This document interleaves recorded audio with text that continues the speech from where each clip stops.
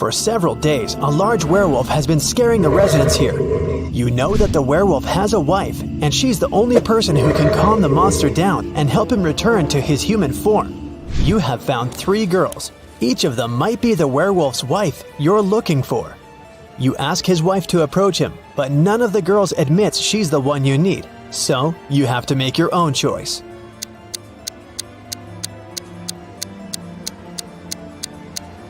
Do you see some wool on the girl's clothes? It's the wolf's fur, which means she's the wife. She walks up to the monster, hugs it, and the werewolf turns into a human. You're hungry. You drop by a pizzeria. The owner of the restaurant says that someone has taken all his weekly earnings from the safe. The thief wore gloves and left no fingerprints. The video cameras were turned off. You know this pizzeria has had several similar incidents over the past year.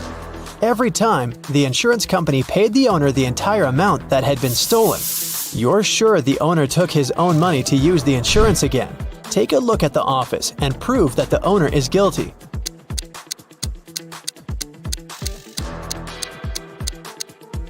Look at the air vent. Behind the grated hatch, you can see the bundles of the stolen money you've been looking for. Suddenly, someone shoved Stacy into the water. Down in the Sea Kingdom, Stacy met Neptune. He was sitting on his throne, surrounded by 3 mermaids. Neptune asked Stacy to return the pearl necklace to his wife. She had recently lost it, and Luke found the necklace on the shore. Can you guess which mermaid is Neptune's wife?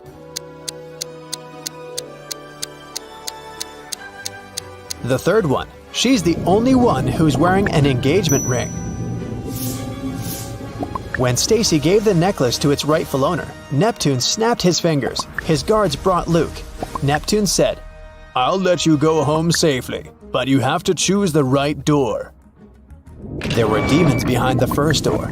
They were ready to eat anyone who dared to come in.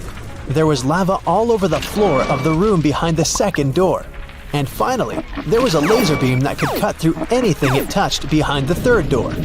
Which door should Stacy and Luke choose?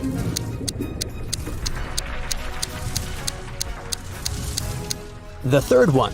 They can crawl under the beam without touching it. You were in a hurry and forgot to lock the apartment door while leaving.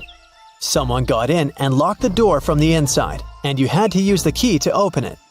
You see a human silhouette standing in the shadows and realize that you know this person.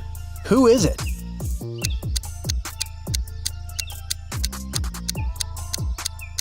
It's the woman who asked you to help her brother.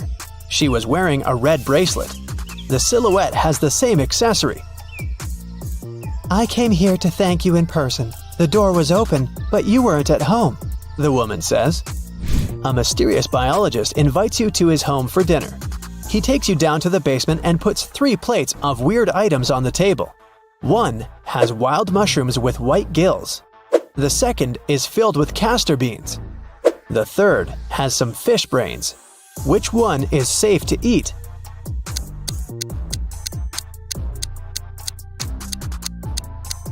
The plate of fish brains is the only dish that isn't poisonous. Someone got into Matthew's house during a severe rainstorm and took a lot of expensive stuff. The man called the police. They came over and started to interview the neighbors. Nicole said she lived alone and worked from home.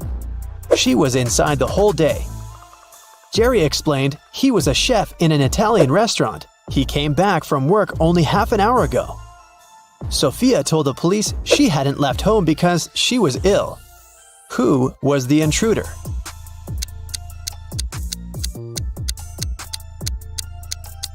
It was Nicole. She claimed that she'd been inside the entire day, but there was a wet umbrella in the corner. Kim and Ashley are best friends. They decided to spend summer vacation in Italy together. They were very lucky to buy cheap plane tickets. Their flight was at 10 a.m. Unfortunately, when the girls arrived at the airport, they realized it was the wrong one. Now, they have 2 options.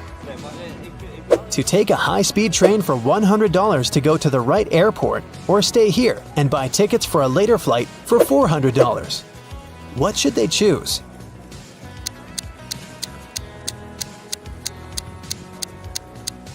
The second option. Look at the clock on the wall. It's 9:55 a.m. The boarding for their flight is already over. They won't make it even if they take a high-speed train. Kim and Ashley bought new tickets. They went to the airport restaurant to drink coffee. But one weird detail scared Kim away. She suggested they should leave that place as soon as possible. What did Kim see?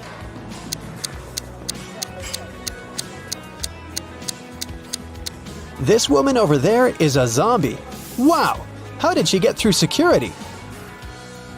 When it was time to finally board the plane, it turned out there were no more economy class seats left. Kim and Ashley were offered to fly in business class. There, the girls saw 3 people. When the flight attendant served them fresh juice, she whispered that Kim and Ashley were extremely lucky. They were about to travel next to a famous Italian billionaire. Can you guess which of these passengers is the billionaire?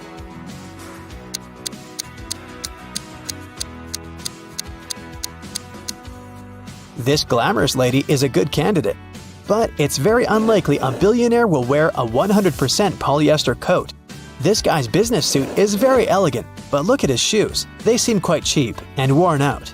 This funny gentleman must be the real billionaire. Although his outfit is rather casual, his gold watch looks very expensive. Once, a bank was robbed. The police suspected that one of the bank security guards had helped the criminals. Detective Justin had to question 3 of them. The first security guard told him he had heard some shouting and rushed there, but by the time he arrived, the criminals had already been gone. The second security guard explained he had been drinking a cup of coffee at that moment and hadn't even heard anything. And the third guard said he had run after the thieves, but he had to lace his boots. Without a second thought, he crouched near an emergency exit.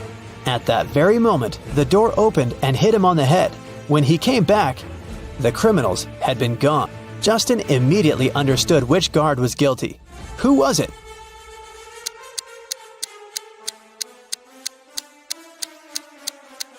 It was the third guard.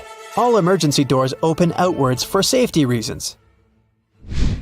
The police have been looking for Kyle for 2 days. The guy went hiking and never came back. Finally, he was found.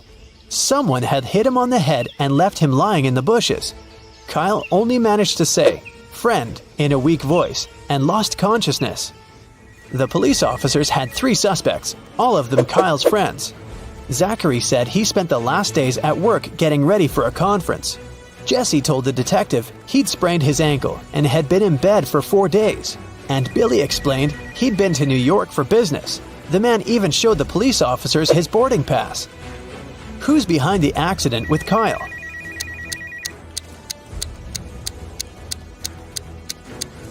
Police immediately noticed that Billy had showed just 1 boarding pass. Then how did he get back from New York? His story sounds fishy. Uh-oh.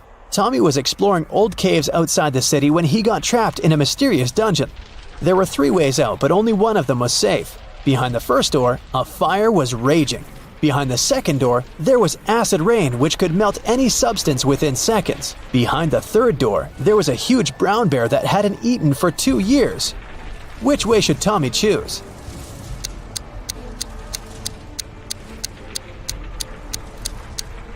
Tommy should choose the third way. No animal can go for 2 years without food and survive. Barely, haha. It was a stormy day and it had been raining for several hours straight. A car accident happened in a tunnel. The yellow car crashed into the red one. The driver of the yellow car said it had been raining so heavily he hadn't seen anything. So the accident wasn't totally his fault, but the police asked the man to stop lying and claimed it was all his fault. Why?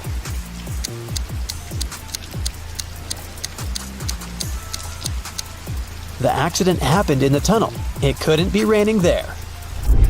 Mrs. Cabell is the owner of a small company producing expensive designer cups. On Friday, when the working week was finally over, she got a call from her bank. The woman found out that someone had stolen all the money she had saved. Mrs. Cabell realized it must have been one of her workers. So she asked each of them what they had been doing that day. Sloan, a sales manager, said she'd been talking to their clients and looking for new ones. Atticus, a potter, said that he always made 1 cup a day, and he showed all the cups he had done that week. Sierra, a designer, said that she'd been working. but also admitted she hadn't really been productive that day because of some family issues. Who lied?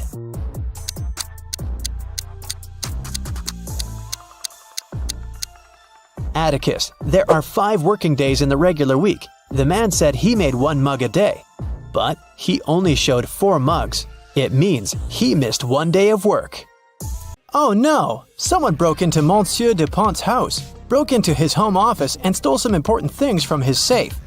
Here are 2 photos of the safe before and after the theft. Will you be able to find 5 things that the criminal stole?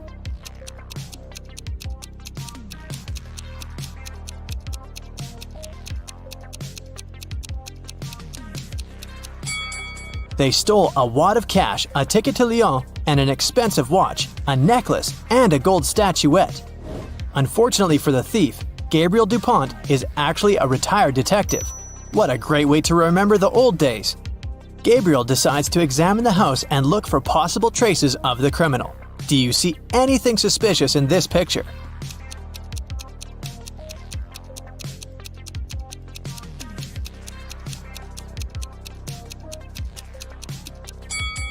There are boot marks on the floor. The size is quite large. These are most likely the footprints of a man's shoes. Now let's go to the hallway where the footprints lead. Do you see anything suspicious here?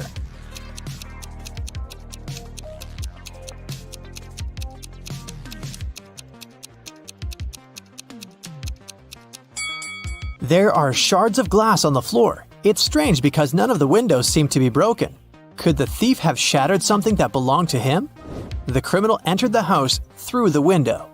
Gabriel decides to explore the garden. Are there any traces there?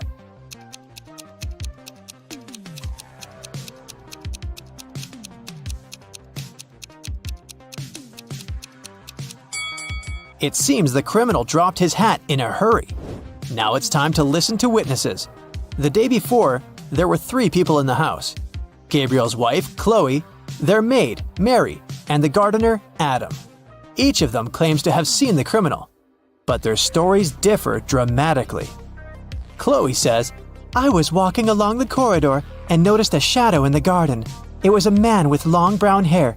He ran away as soon as he saw me, so I thought he was just passing by." Mary says, "I was going to the 2nd floor and noticed the shadow. It was a tall man wearing glasses, and I think he was bald. He noticed me and slipped through the window. It looked as if he dropped something when he was running away. I immediately called you, Monsieur Dupont." And Adam says, "I was planting flowers in the garden. At one point, I looked up and saw a shadow in the hallway. It was a woman. She was tall, with curly hair. I started running towards the house, but when I arrived, she was already gone." Who is right?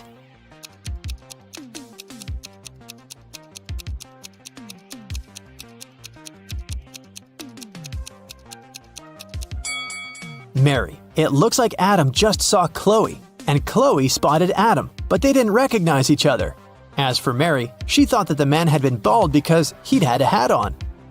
She also said that she'd been wearing glasses. That's where the shards came from. Gabriel asks Mary for more details. She draws a portrait of the thief. A middle-aged man wearing a hat and glasses. The criminal stole tickets to Lyon, so Gabriel decides to go there. He takes a bus to the airport. On his way, he makes a decision to brush up on his detective skills. Which of the passengers doesn't have a ticket?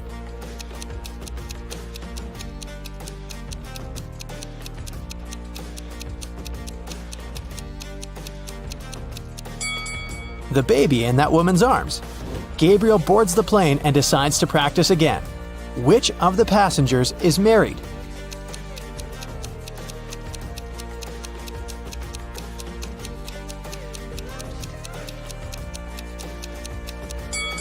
The girl with a ring on her finger. Gabriel arrives in Lyon. He comes to the hotel to ask about the criminal and is now waiting for his turn to speak to the receptionist. While he's waiting, can you guess which of these people is not a tourist?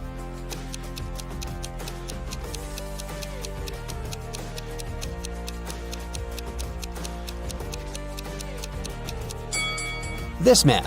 He's the only one who doesn't have a suitcase. Neither does he have any souvenirs with him. Finally, it's Gabriel's turn. He comes up to the receptionist. "Hello," he says. "I'm a detective investigating crime. Could you please provide me with the footage from your security camera for the past few days?" "Of course, detective. But could you please help me to solve another crime first? I think my dog has stolen some of my papers." "Can you help the receptionist find the dog?"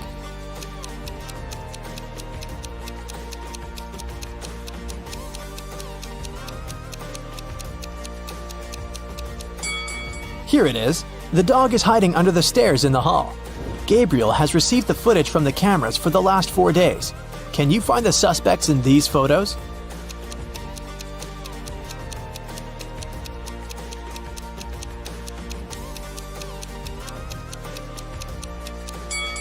Here he is. On the first day, he arrived wearing glasses, but without a hat.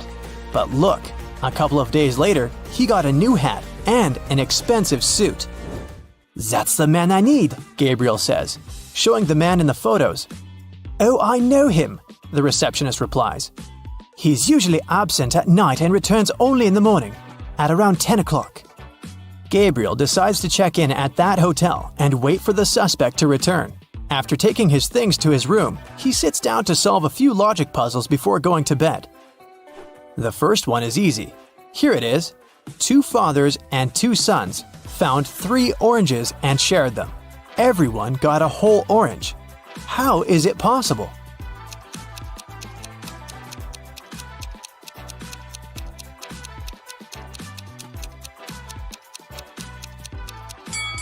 There were 3 people, a grandpa, a dad, and a son.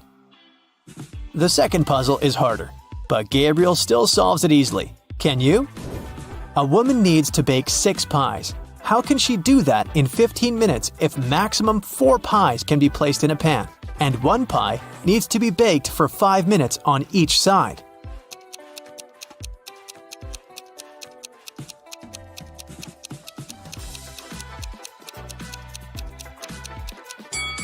Step 1. We put 4 pies in a pan and bake them for 5 minutes. Step 2. We turn over 2 pies, remove the other 2, put 2 new pies and bake them for another 5 minutes. Step 3. We remove the 2 finished pies, turn the other 2 over, put the 2 half-cooked pies from the first batch and bake them for 5 minutes. The task is done. The last riddle has a catch. It goes like this. A deaf and mute man entered a store to buy a pencil sharpener. He placed his index finger in his left ear and made a rotational movement near his right ear with the other hand. The seller immediately understood what the man wanted. Sometime later, a blind man entered the same store. How did he explain to the seller that he wanted to buy scissors?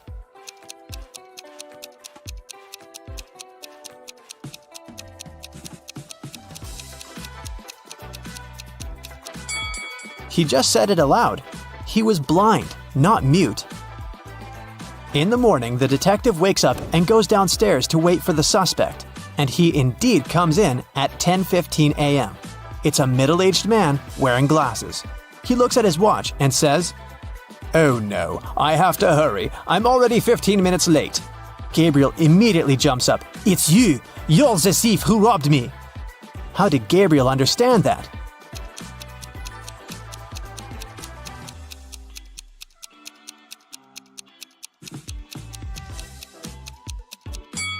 The watch the suspect was looking at was the one that once belonged to Gabriel.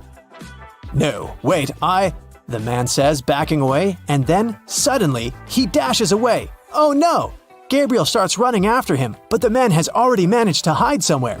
He must have chosen one of these 3 ways to escape. There is a police car blocking this road. The second road leads to an alley, so dark that you can see nothing.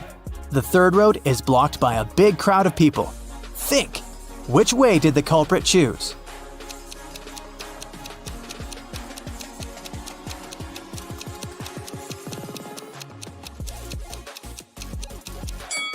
He probably picked the third road. Of course, he wouldn't run towards the police. It'd also be very dangerous for him to run in the dark. What if he tripped over, fell down, and got caught? So, he chose the crowd to blend in with. Gabriel notices the criminal in the crowd. He runs after him, but the man disappears around the corner. Gabriel follows him. On the left, he sees the central square of the city. there's a cafe in the center.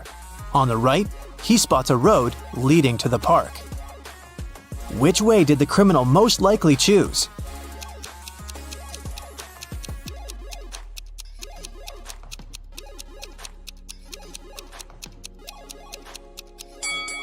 The one leading to the central square, of course.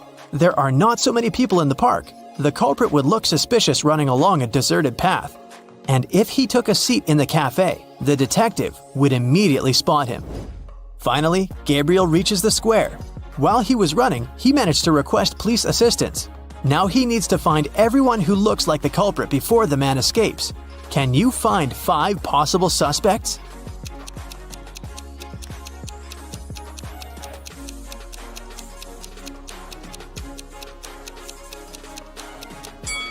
Here they are. These are all men in hats and glasses. The police grab the suspects and take them to the police station for questioning. They all look very similar. Unfortunately, the criminal has already managed to hide the watch. So, Gabriel has to find another way to identify him. Who is the thief?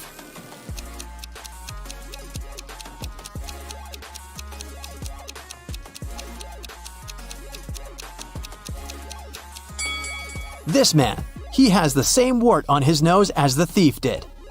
Gabriel recognizes the criminal. His real name is Charles Winston. "I didn't do anything," he claims. "I started running away because I was scared, and you have no proof that I'm a criminal." Really? Gabriel suggests that the police should examine the criminal's room in the lobby. They find a safe there. The password is a 4-letter word. There's also a hint next to the safe. 7, 15, 12, 4. Can you figure out the code?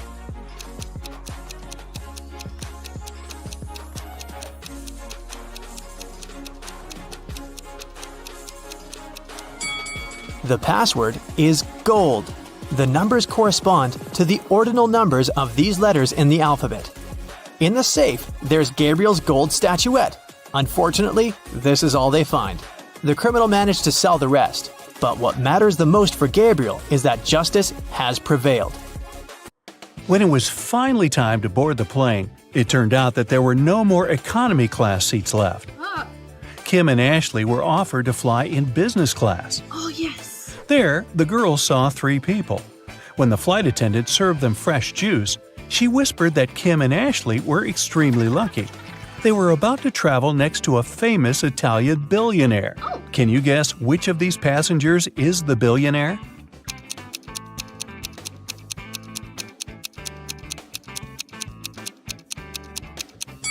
This glamorous lady is a good candidate, but it's very unlikely a billionaire would wear a 100% polyester coat. This guy's business suit is very elegant, but look at his shoes. They seem quite cheap and worn out. This funny gentleman must be the real billionaire. Although his outfit is rather casual, his gold watch looks very expensive. The glamorous lady began to chat with Kim and Ashley. She told them she had recently visited an exotic island with her friends. Then she showed the girls some pictures. When the lady went to the restroom, Ashley whispered to Kim, "This woman is a liar. She photoshopped this picture." Oh. How did Ashley know that?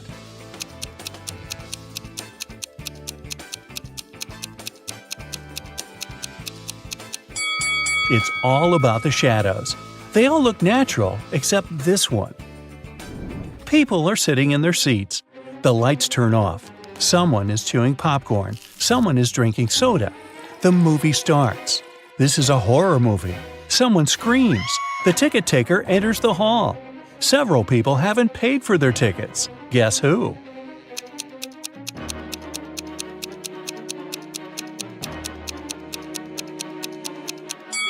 No one has a ticket here. Free entrance, the note pinned to the back door claims. Once, on a cold winter night, someone stole jewelry from a famous singer's house. The thief didn't manage to run far away because a police car was passing by. The burglar hid the bag with the jewelry in the snow and disappeared into the crowd. Detective Anderson managed to catch 2 suspects. Look at them and try to guess who robbed the singer.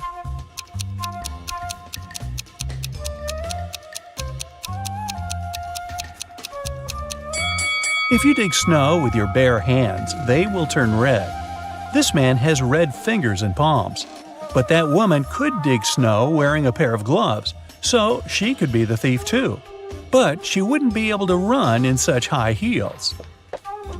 After the meeting, Zoe unboxed a delivery from a popular writer. He sent Zoe his new masterpiece in secret.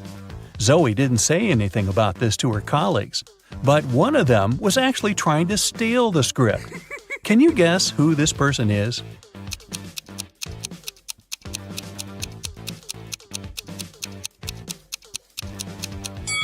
It's the assistant. He's using his front camera to take pictures of the mirrored ceiling while Zoe is looking through the script. You're walking along the beach. Suddenly, you hear a scream. A woman is calling for help. She's drowning. You run into the water and swim toward her. As soon as you approach her, you see 3 more people. They're all screaming, but only one of them needs help. The rest are mer people who want to take you to their kingdom. How can you find out which one is human?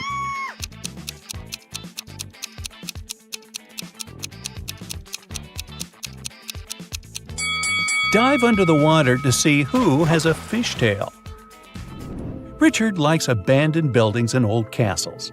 Today, he's going to check a huge house that belonged to a vampire a long time ago. Well, that's what the legends say. Richard certainly doesn't believe this. He takes his camera and sets off. It's dark and cold inside the house. Crackling sounds are coming from the corridor. Richard shines a flashlight and sees 3 vampires. Richard starts running away, but then he stops and returns. It seems these vampires are fake. How did the guy understand this?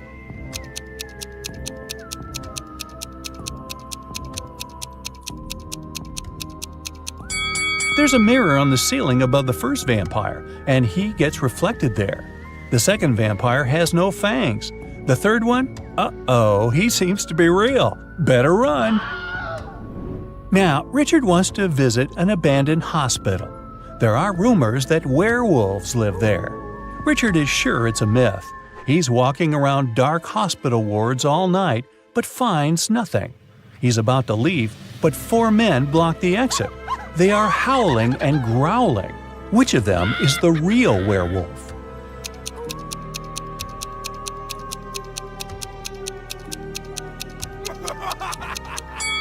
No one. The full moon is shining through the windows, but these people haven't turned into monsters. But still, Richard runs away. It seems these guys are really crazy. A rich man comes to an exhibition of modern art. He's going to buy a new painting for his collection. The owner of the exhibition shows him 3 works of different artists. In the first picture, there's a green triangle with a sunflower in the middle. The second painting is of a tiger taking a selfie on its phone. In the third picture, there's a flying house. The collector is sure that one of the paintings is fake. Which one?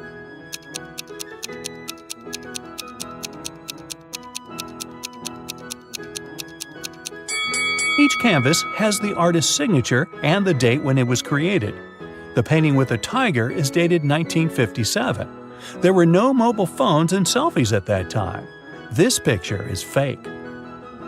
Martin's nervous because today is his first DJ performance at an electronic music festival.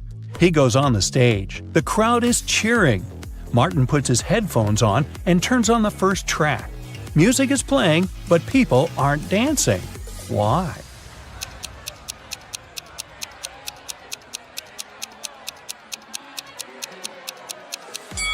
The music is only playing in the DJ's headphones.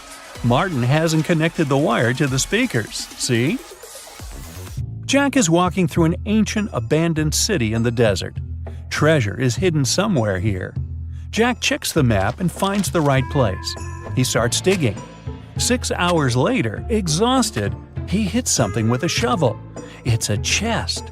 Jack pulls it out of the ground, rips off the rusty lock, and opens it. The chest is filled with ancient gold coins. Each of them costs hundreds of thousands of dollars.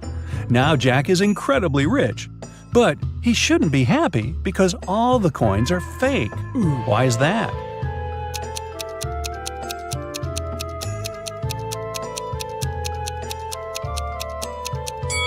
Each coin has a date, 145 BCE. It seems they're really old, but people who lived at that time couldn't write BCE on their coins because they didn't know they lived before the current era.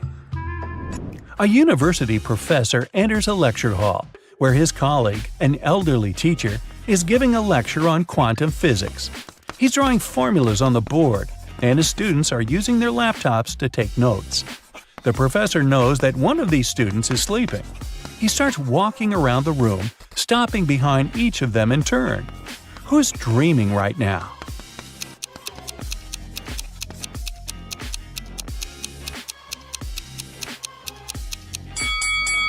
Almost all of the students are writing the formulas down in their laptops, except that one. His screen is off. That's because he's fallen asleep. Detective Anderson is chasing a robber dressed in a tuxedo. Suddenly, the criminal runs inside a huge hall. All the people there are formally dressed. Help Detective Anderson find the suspect among them.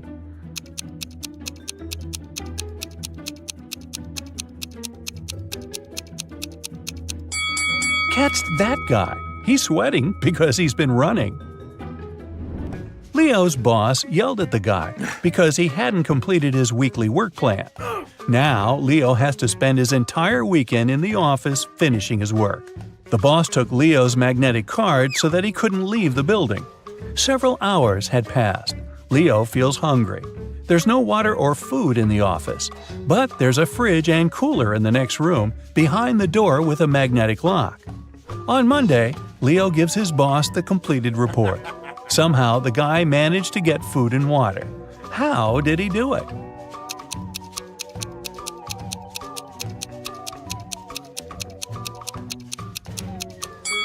Leo just went to the refrigerator and got himself some food. No one said the door with a magnetic lock had been locked.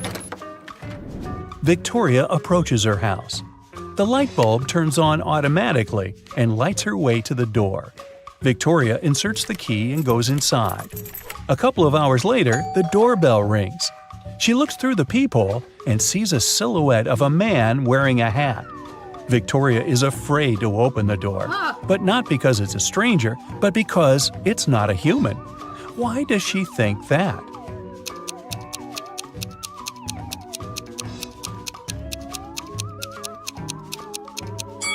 The light sensor didn't work, so there's no physical body outside. There's a huge airplane hangar on the edge of the desert. Pilot Tyler steps inside and notices a cat sleeping near the ceiling on one of the beams. Tyler decides to save it. There are no stairs and nothing else that can be used to get there. The only thing Tyler sees is a large puddle of water on the floor. How did the cat get there?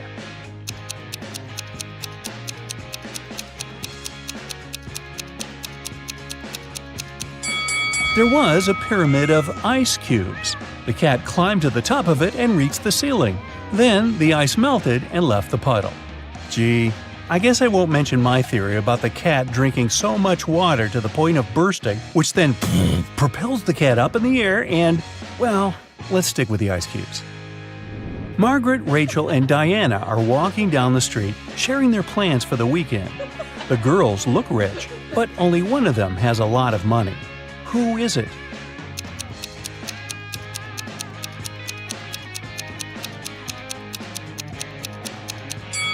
It's Margaret. You can notice the key to a Ferrari in her bag. Rachel had been dreaming of becoming a famous actress. Finally, her dream was about to come true. A famed talent agency had invited Rachel for an interview. She arrived at the office to meet her new agent early in the morning. Hello. There were 4 people in the conference room. Can you tell which one is Rachel's agent?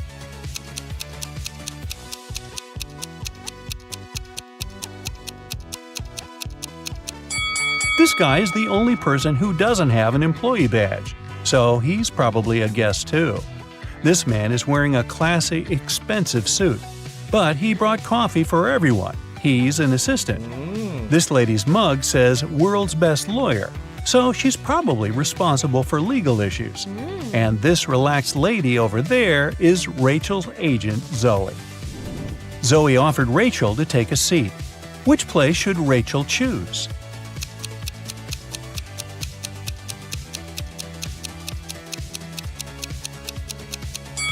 This chair is missing one leg. Someone has spilled coffee on this chair. It has written "The Boss" on the drink in this cup and left it on the table next to this chair. And someone has left a sweater on this chair. So Rachel has only one option. Here it is. Once, a prison guard accidentally overheard very disturbing rumors. Someone was planning a prison break.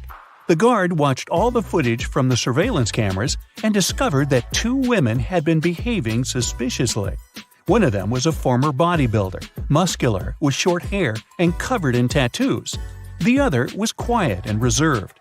She preferred to spend time on her own and sometimes cried in her cell. After watching the video several times, the guard figured out which woman was planning to escape. Can you do the same?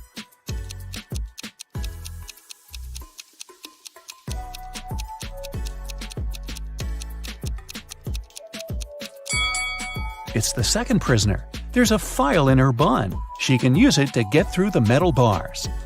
Mark comes up to the table. There are 3 apples, but only one of them is safe to eat. The other 2 are poisonous. Unfortunately, Mark can't skip breakfast. So, which apple should he eat?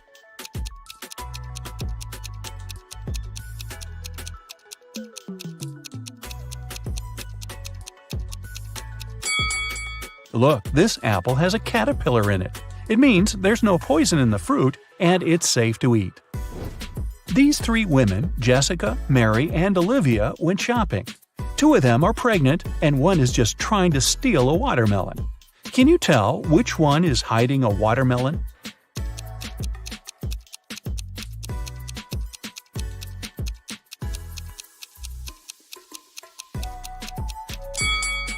It's Olivia.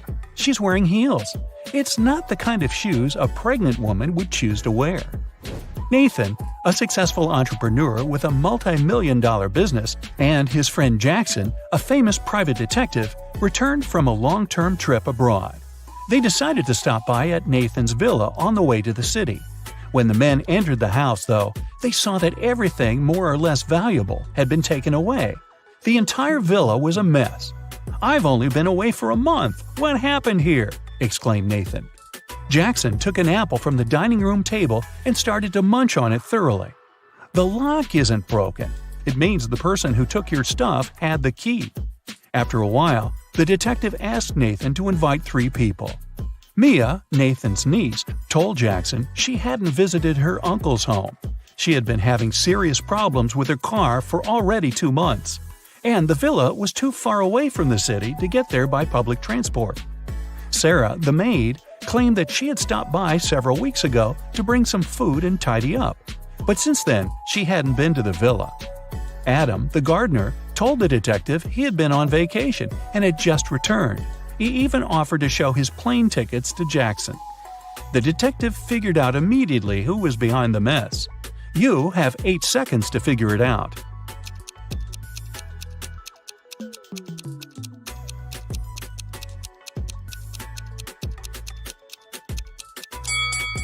It was the maid. She said she brought food several weeks ago, but the apple Jackson grabbed from the table was perfectly fresh. Once, Ms. White heard someone crying. It was her little student, Abigail. The girl told the teacher her cookies had been disappearing from her locker. Someone had been taking them for already several weeks, but Abigail didn't know who. Ms. White decided to help the girl. They equipped the locker with a simple alarm that had to go off if someone who wasn't Abigail opened the door. They hid behind the corner and began waiting. In 10 minutes, they heard the alarm. When they reached the locker, it was already empty and there was no one nearby. But Ms. White noticed somebody disappear behind the art room door. She rushed inside, but everything looked normal. And still, the teacher needed no more than a minute to understand who had been eating Abigail's cookies. Look at the picture of the art room carefully. Can you find out the answer within 8 seconds?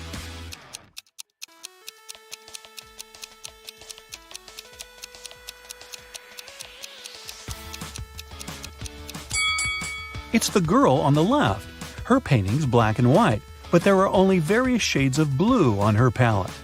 And maybe the cookie crumbs are a giveaway too. I don't know. One perfume company hires new staff. They must swear an oath of loyalty to the company if they want to get a job. 10 people are saying the words of the corporate oath simultaneously, but some of them are cheating. Help the directors figure out who these people are.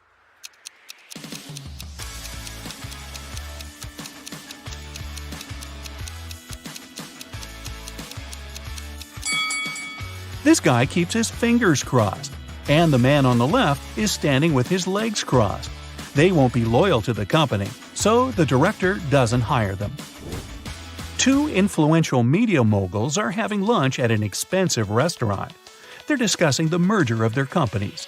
The transaction amount is several $billion. They're whispering since the terms of this deal are top secret, and they suspect that someone can hear them. And they're right. Some curious people are eavesdropping on the conversation between the 2 businessmen. Try to find them.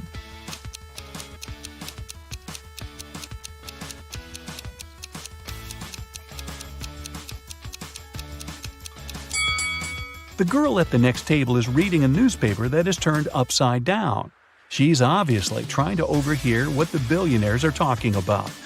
This guy over there is listening to music, but the headphone wire is not connected to anything.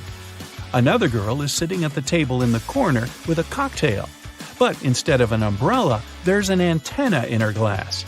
She's recording the conversation. "Where are my employees?" a boss shouts. He's furious because 3 people haven't come to the office. He calls each of them to find out the reason. All 3 tell him they got ill. The boss doesn't believe them, so they have to arrive at the office. Mary is wearing a warm jacket, hat, and scarf. She sneezes, coughs, and looks sick. Lori is walking on crutches. Her leg is in a cast. Sometime later, Michael appears. He's got a hand injury, and now he can't type. The boss is sure that one of them is faking. Who is it?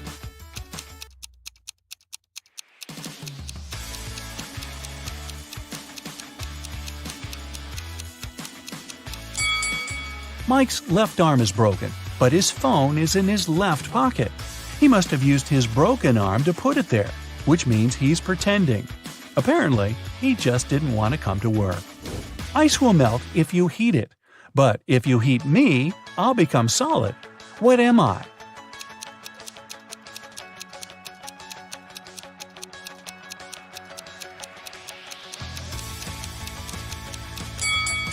I'm an egg.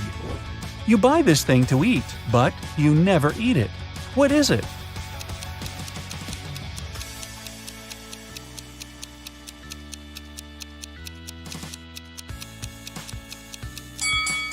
It's a plate.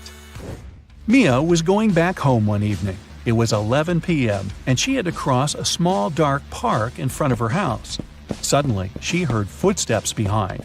Someone grabbed her bag and ran away. The girl called the police, and they questioned 4 suspects. Jack said, "I was choosing an outfit for a party."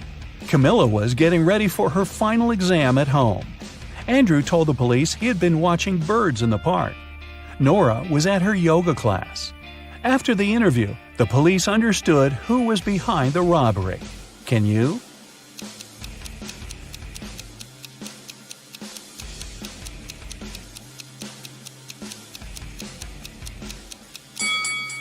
It was Andrew.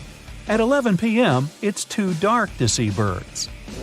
James left a folder with important documents on the table in his home office and went to a business meeting.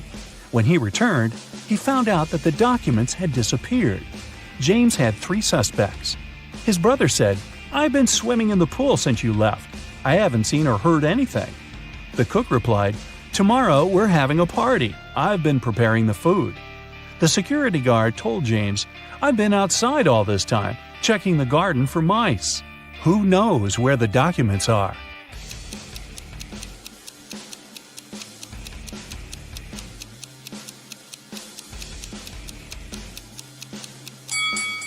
It's the security guard.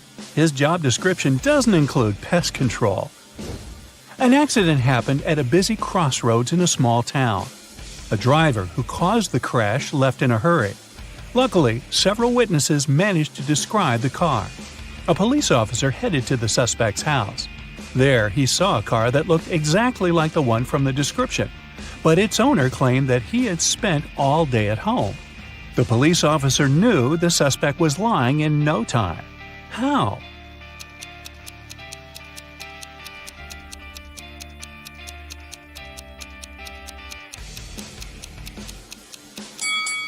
He touched the car hood.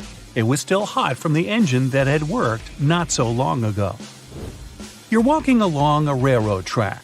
Suddenly, you see a speedy train approaching you.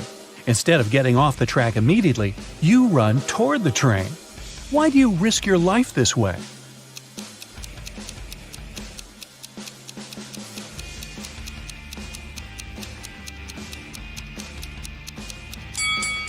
When you notice the train, you're on a bridge. You can't leave the track right away and have to run to the closest place where you can do it.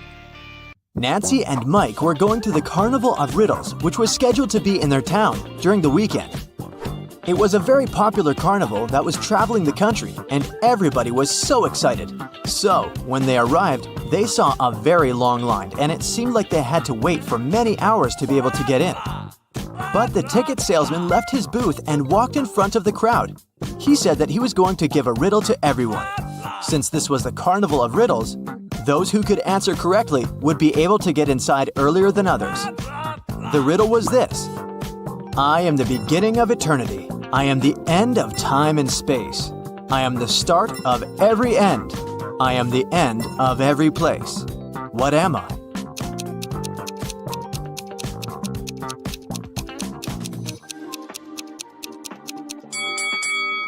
The answer is the letter E.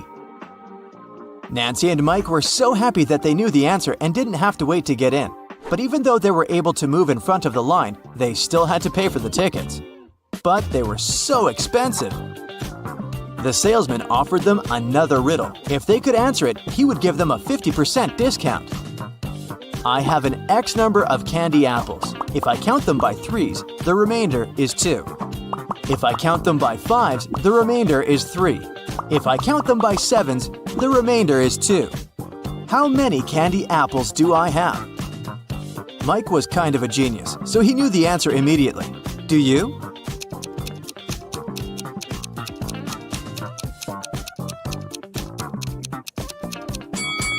The answer is 23. Nancy and Mike were glad to have been able to save some cash to buy snacks. Nancy wanted to get something sweet for herself and her brother, so they went to the candy booth. They had 3 options to choose from. They could either buy cotton candy, candy cane, or a candy apple. Which one should they pick?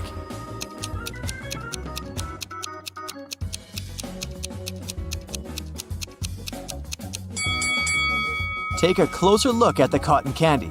There's a teeny tiny spider stuck inside. Yikes! And did you notice that little apple worm inside the candy apple? That's never good. So, they should buy the candy cane.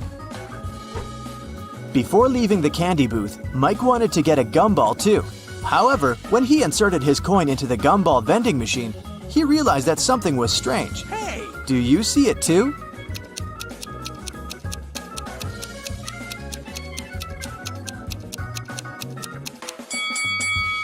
Look inside the machine carefully. Not everything in there is a gumball. This and that are eggs. How weird is that? Hey! After eating their candy, they came upon a tent with a sign that said, "Enter if you want to see real magic." They were intrigued, so they decided to walk in. There were 3 different magicians. The first was holding cards in his hands. Then he made them disappear. The second one also had cards, but he was making them levitate. And the third one put a pen through a card, but the card was unharmed after. Only one of them was capable of real magic, and the others were just doing tricks. Can you tell who?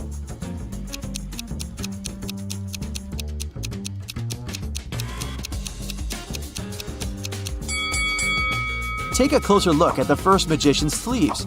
You can see a corner of the card. He didn't make them disappear, he just hid them. The second magician's cards are attached to a clear thread. You can notice it from where the sunlight hits. So the third one is the real deal. Mike was a fan of all things scary, so he convinced his sister to take the haunted house ride. As their cart moved inside the dark tunnel, they encountered 3 different monsters along the way: a zombie, a ghost, and a mummy. Little did they know that one of them was a real monster. Can you tell which one?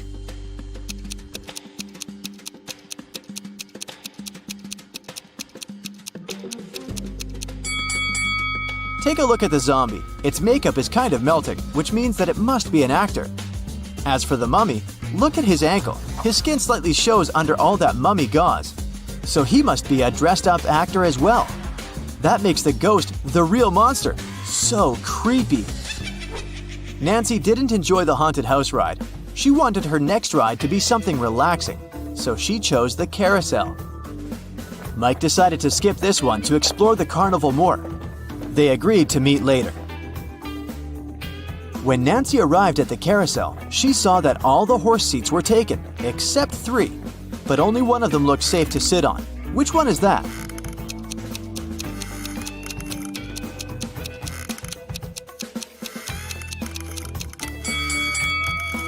The second horse mount is cracked. It's not wise to pick that one. And the third horse is slowly moving back and forth even though the carousel is not rotating yet. Its screws must be loose or something. So she should choose the first one. It's the cutest one anyway. As Nancy was enjoying the carousel, Mike decided to check out the Hall of Mirrors. The information board said that only one person was allowed inside. Mike entered and had so much fun enjoying all the funny reflections of himself on the weird mirrors. But then, suddenly, he screamed with fear. Why is that?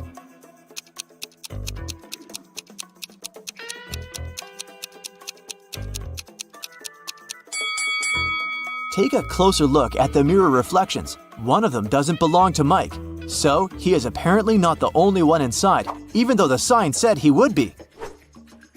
Mike was so scared of the unexpected reflection. He ran out of the Hall of Mirrors immediately, but as he did, he tripped on a stone and twisted his ankle.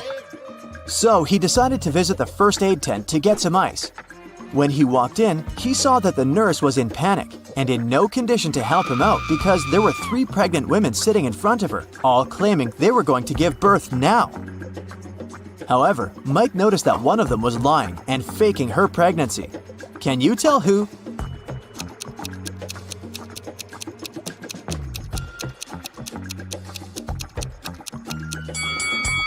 Girl number 3 is clearly the liar.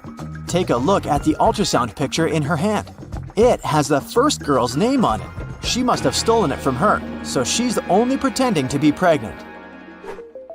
Once the real pregnant ladies left for the hospital, Mike was able to get some ice for his ankle and went to meet his sister. At that moment, they heard an announcement coming from the stage. "Ladies and gentlemen, gather up to see the strongest man alive. Don't believe me? I'm not lying. Here he comes. See him with your own eyes." Nancy and Mike wanted to see who this man was, so they joined the crowd. A muscular-looking man entered the stage. He said, "I will prove to you how strong I am by breaking this thing with my bare hands. But first, you have to guess what it is. Here is my riddle to you. There was a greenhouse. Inside the greenhouse, there was a white house. Inside the white house, there was a red house. Inside the red house, there were lots of little ones." Nancy knew the answer, so she yelled it out. Can you guess?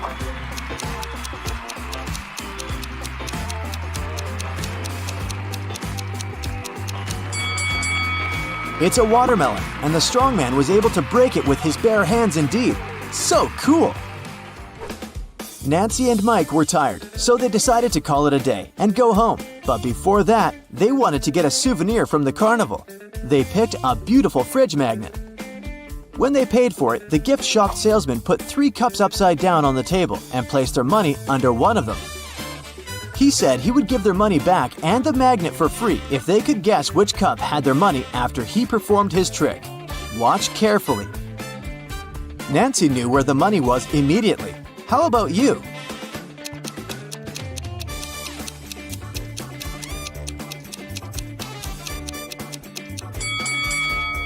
It's here. You thought it was under this one, right? Watch it in slow motion again. Do you see the salesman putting the money under that one with a quick hand movement? Nancy noticed that. What a fun day. Oh boy, William got inside a cave during an archaeological expedition. There were 3 ways out, however, only one of them was safe. His map said that behind the first way out there was a pond that swallowed everything in. The second way out led to dangerous dinosaurs that would eat him alive. The third way out led to an erupting volcano. Which way was safe?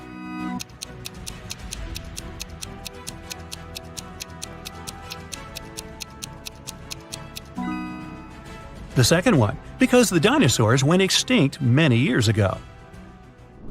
You're running away from a pack of zombies and come across 3 doors.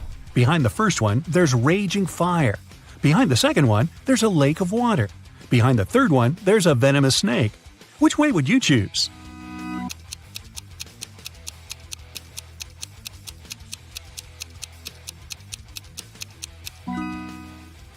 I'd recommend to choose the second one and swim away. It's just a lake. You can do it. During his vacation in the jungles, Aiden was caught by some tribe. They tied him up and said they'd push him into one of the 3 pits of his choice. The first pit was filled with zombies. The second one, there was raging fire. The third one was filled with huge pitcher plants. Which pit should Aiden pick?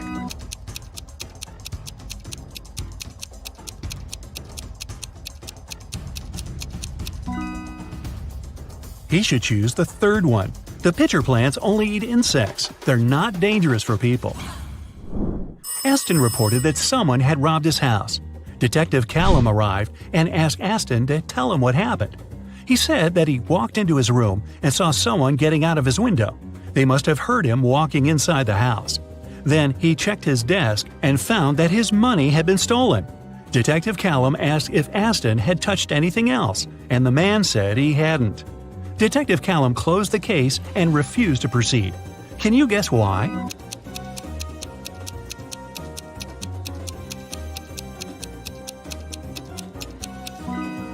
The robber wouldn't get out of the window without stepping on the bed. However, the bed was perfectly made, and Aston said he hadn't touched it. It means there was no robber. Waverly was an archaeologist looking for a pirate treasure. In one of the caves on a deserted island, she finally found it. There were 3 chests, and one of them was filled with gold and gems. However, if she picked one of the wrong chests, terrible things would happen to her. Luckily, there were statements on each of them, but only one of these statements was true. 1. The treasure is in this chest. 2. The treasure isn't in this chest. 3. The treasure isn't in chest number 1. Which of the chests has the treasure?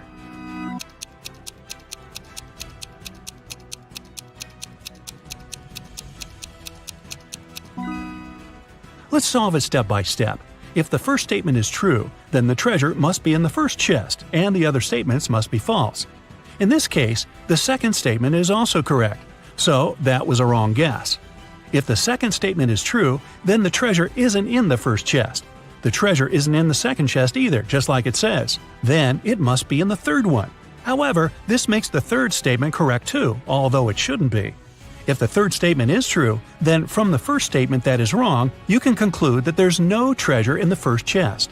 Since the second one is wrong too, then the treasure must be there. Now there's no contradictions, and the treasure is in the second chest. Whew. Does anybody else have chest pains? Just me? Okay. Skylar and Amelia are pen pals. Skylar said that her birthday was in winter, and Amelia said that hers is in summer.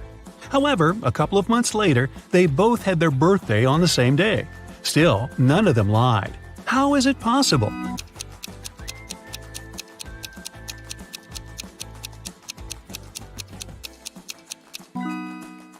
They live in different hemispheres. When it's wintertime in the US, it's summer in Australia, and vice versa. Mrs. Fitz came back from work and found that her favorite cup was broken. She asked her daughters who had done it. Katie said, "It wasn't me." Serena said, "It wasn't me either." Hannah said, "It was Serena." Mrs. Fitz knew her daughters well, and she could tell what happened. Only one of the girls was telling the truth. Can you guess who broke the cup?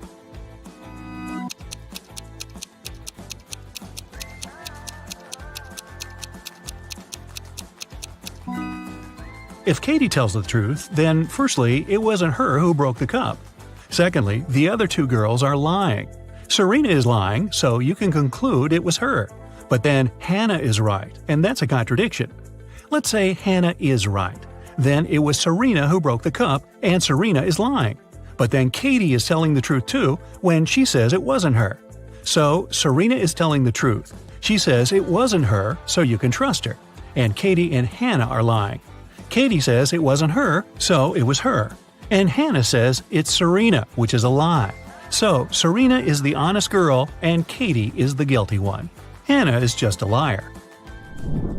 Esme was on her casual walk in the forest, and she didn't get lost this time. Here it was, her way home. But the other one was away to the witch's house. After a bit of thinking, Esme decided she had to say hi to her old friends and visit the witch. The witch said she didn't have a riddle for her that day, and Esme was free to go. But Esme had one. She said if the witch got it wrong, Esme would take her cat. Dear witch, imagine you're in a dark room. How can you get out?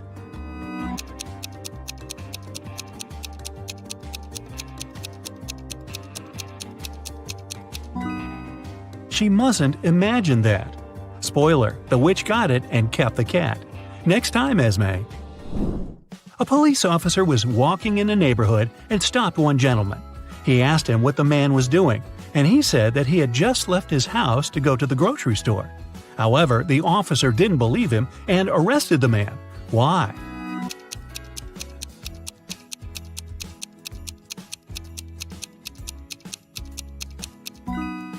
Look, it's snowing, and there are fresh footprints on the snow that lead out of the window. House owners usually use the front door to walk out of the house, so this one must be a burglar. Bryce was a grumpy old gentleman who didn't like some teenagers walking past his house. So once, he decided to report them so they'd never be allowed to get close to him anymore. He called the authorities and told them that he was having tea on his terrace, and those teenagers threw a baseball at him. Luckily, the baseball flew above him. However, the detective didn't believe it had happened at all. Why?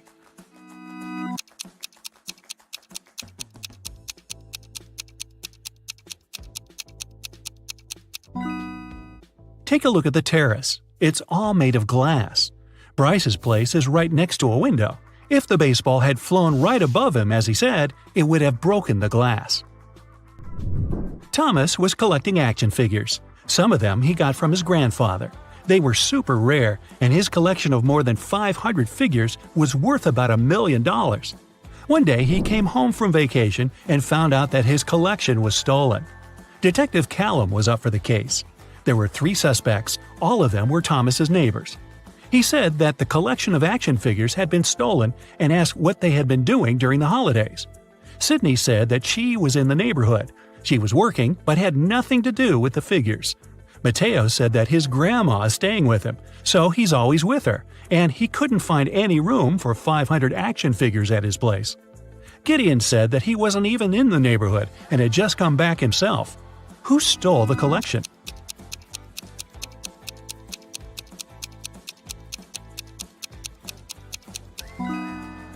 Mateo.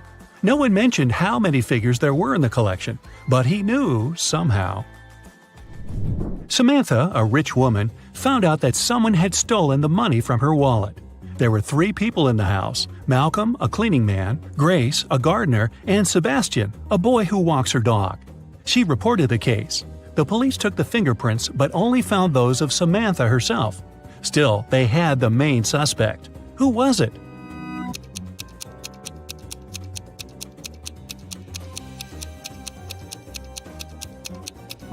The main suspect was the cleaning man Malcolm. He's wearing gloves, and that's why he was able to do it without leaving any fingerprints. Annabelle didn't want to go to school, so in the morning, she went downstairs and told her mom that she wasn't feeling well. She said that she had eaten a bit of apple last night, and it must have been poisoned because she'd been feeling unwell all night. However, Mrs. Collins didn't believe her and sent Annabelle to school. Why?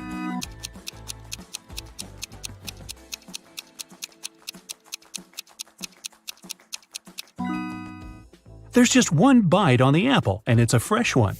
If Annabelle had left this bite last night, it'd be brown. but it was still okay, which meant it was fresh. At school, Sophie opened her locker and found an envelope. Inside, there was a calendar and a note asking if she wanted to go to the prom. However, instead of the name, there were just several numbers: 17, 2, 30, 25. Can you guess who asked Sophie to prom?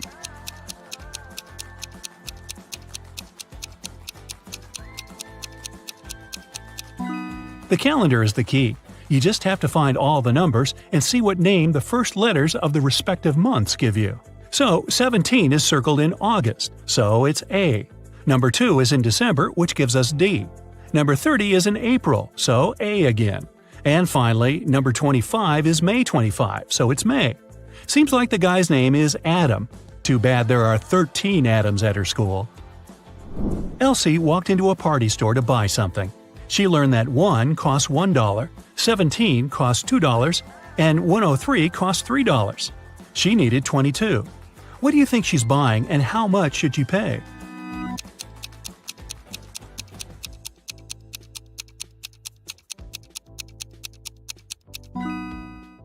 She's probably buying birthday candles for a cake, so each candle costs $1. She needs 22, which is 2 candles, so she'll have to spend $2. Which one of these students has 3 mothers?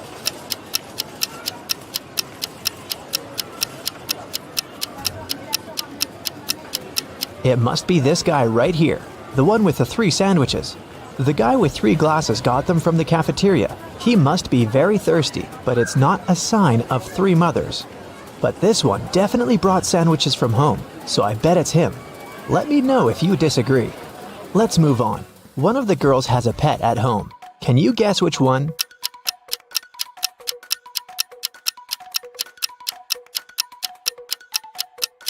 It's the girl in the middle.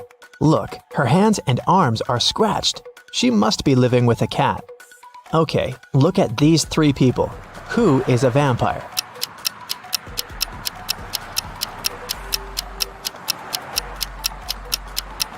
It's this guy. See, he doesn't cast a shadow. Something's wrong. Chastity was at a party and met 3 guys. All of them claimed to be pilots, but one of them lied. Can you guess who's not a pilot?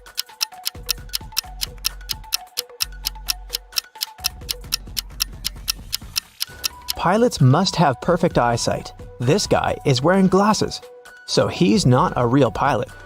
Look at these 3 students. One of them is left-handed. Can you figure out who exactly?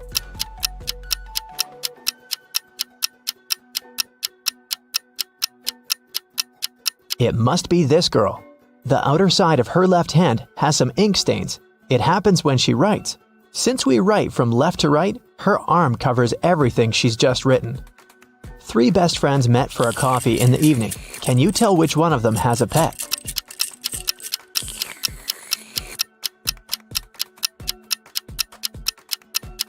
Look at this girl's bag.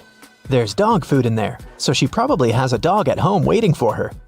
This one is super easy.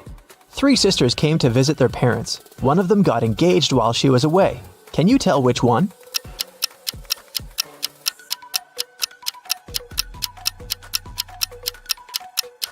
It's this girl who's wearing a ring.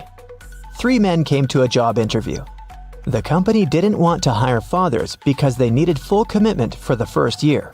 All men said they were single and had no families, but one of them lied and actually had a daughter. Which one?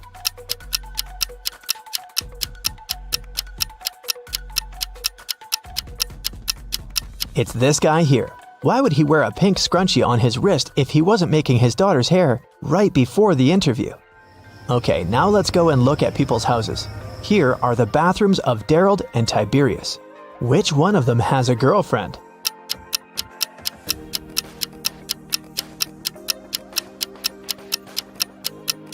It must be Tiberius. Look, there are 2 toothbrushes in his bathroom. Nevaeh and Nicolene are students. Both of them live in a 1-room apartment with their friends to split the rent. Their mothers once came to visit. Take a look at Nevaeh and Nicolene's bedrooms. Can you tell which one of them is dating her roommate?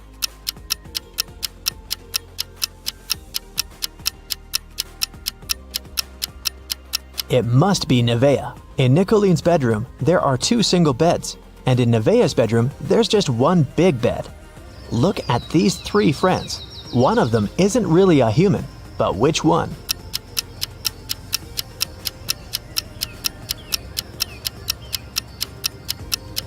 Look, this guy right here has only 4 fingers.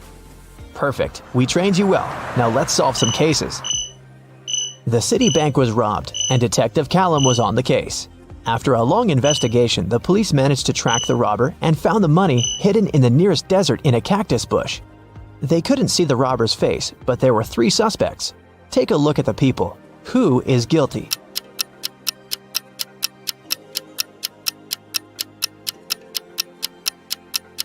It's this man. Look, he has many scars on his arms and hands. He must have gotten them when he was digging the money in the cactus bush. A group of friends asked Billiam if he wanted to join them on a hike that weekend. He said that he couldn't because he had broken his arm. The next day in school, Billiam, indeed, appeared with a broken arm. So he stayed at home and his friends went hiking. On Monday, the friends met in school again. Billiam said that he had just stayed home watching TV. His friends told him about the hike and asked why he had lied about the broken arm. Why did they decide that his arm wasn't really broken?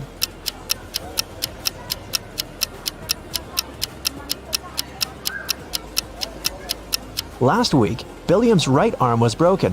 On Monday, it was the left one. He must be faking it. Mr. Tucker called the police and reported that he had been robbed. Detective Callum arrived at his place and found Mr. Tucker tied up to a chair. Mr. Tucker said that he had been sleeping when someone wearing a mask had broken into the room. They took him right out of the bed, tied him up to the chair, and then took all the savings he was keeping in the wardrobe. When they left, he managed to call the police because his cell phone was in his pocket. Still, Detective Callum didn't believe him. Why?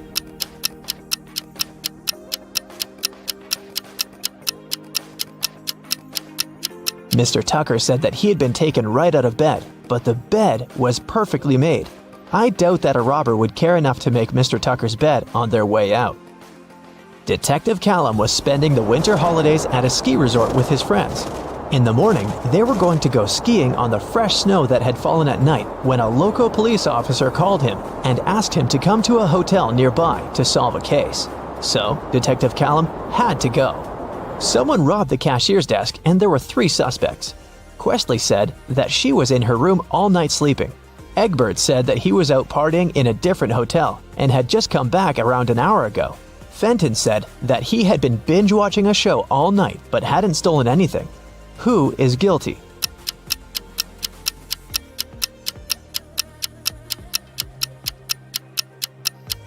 It was Egbert. If he had just returned, he would have left his footprints on the fresh snow, but there were no footprints leading to the hotel as Detective Callum was walking there. And the name Egbert will make anyone suspicious. There was a car accident in the suburbs, and police arrived to investigate the case.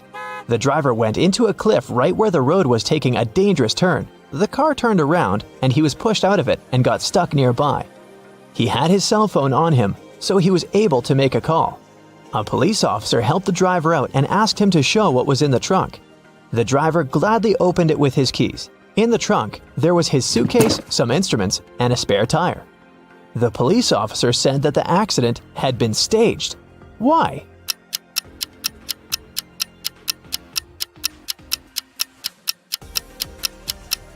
The driver took the keys out of his pocket.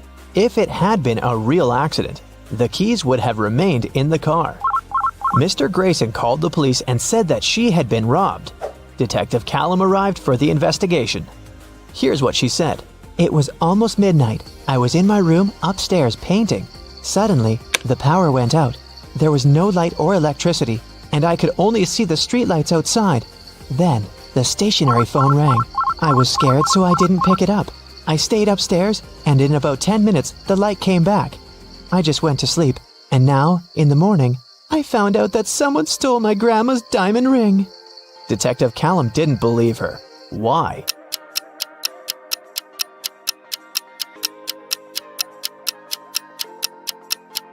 If the lights and the electricity were out, how would a stationary telephone ring? This lady is making things up. Gavin drove to get some groceries and parked his car in front of the store. Of course, he forgot where he had parked and couldn't find his car. Luckily, he had taken a picture of his parked car and he opened it to look up the number of the parking lot. The problem is that his parking lot number is covered and the number of the lots nearby doesn't make any sense. Can you figure out what's Gavin's parking lot number and where he should search for his car?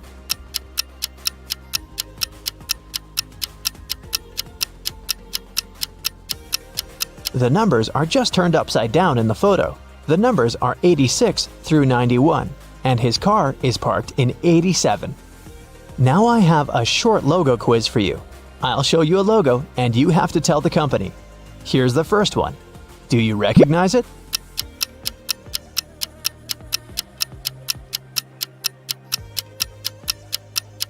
It's Honda, a Japanese car brand. This one is super easy. What is it?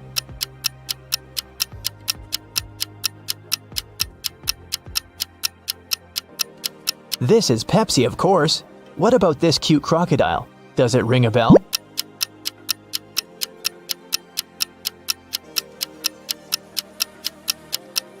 This is Lacoste, a French clothing brand. Another easy one. I bet you have it on your phone.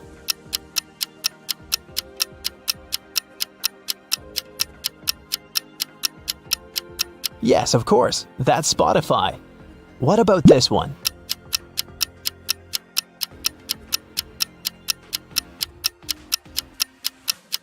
Yes, it's Nike. This one is a very fancy brand. What's your guess?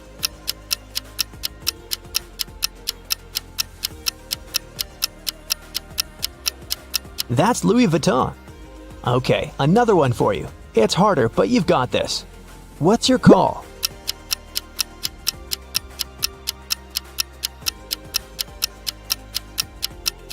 This is Reebok, an American footwear company. Do you recognize this bull?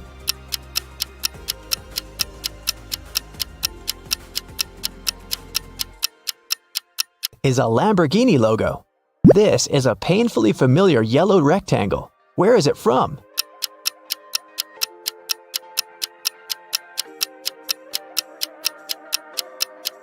That's the National Geographic logo. Portia and Vinette live in a country where postal services are super unreliable. Everything sent by post is stolen from the package. How can Portia send his wife, Vinette, a diamond ring if both of them can buy locks, but don't have keys from each other's locks?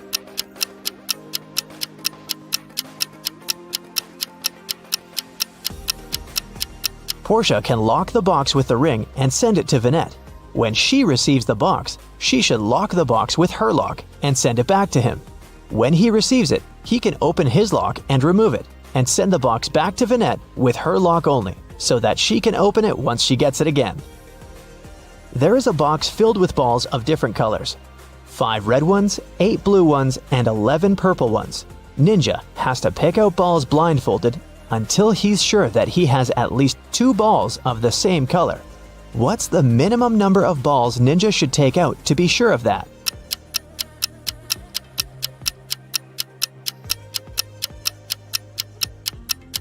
Worst case scenario, he'll be picking out the balls of a different color every time.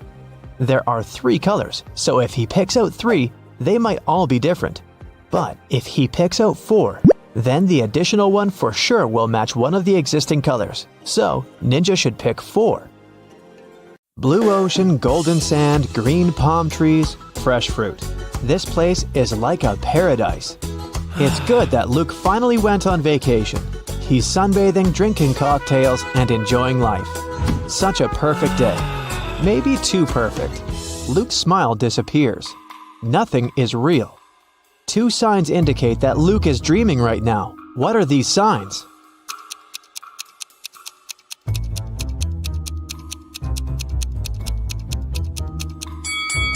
The first thing is that there are 2 suns in the sky. The second sign is that the ocean has no waves. Luke gets scared. He realizes he's sleeping. At this moment, a giant kraken comes out of the ocean. It stretches huge tentacles towards Luke and screams out like a siren. How can Luke escape from it? Where should he run?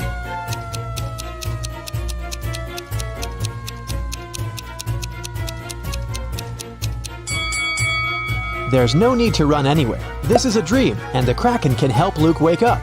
The monster grabs the guy, and he opens his eyes and realizes he's in a laboratory. He was caught a few days ago. A group of people have been conducting strange experiments on him all this time. It wasn't the Kraken he heard, it was a real siren. Flashing red lights illuminate the lab. The room itself is a mess. Lots of stuff on the floor, overturned tables. There are no people, only pictures of some scientists on the wall. There should be a key to the door among all these documents and garbage. Quickly, help Luke find it and escape.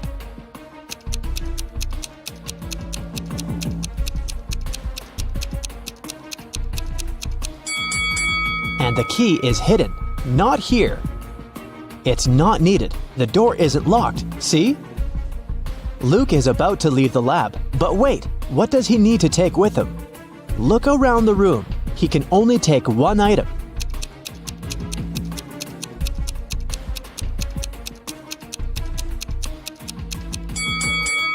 Luke should opt for the shoes. They're going to be useful outside. Luke puts on a pair of boots and gets out of the lab. He's in a long corridor. He sees several guards ahead. They start chasing after him. Luke runs away in the opposite direction. There are 3 ways in front of him. One corridor is filled with toxic gases. The second way is a bottomless dark abyss. The third corridor is so hot that the walls are glowing red. What should Luke choose?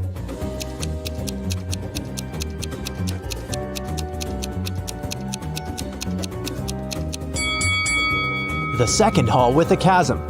See how the light gets reflected from the abyss? This means there's a glass floor covering it, and Luke can walk on it.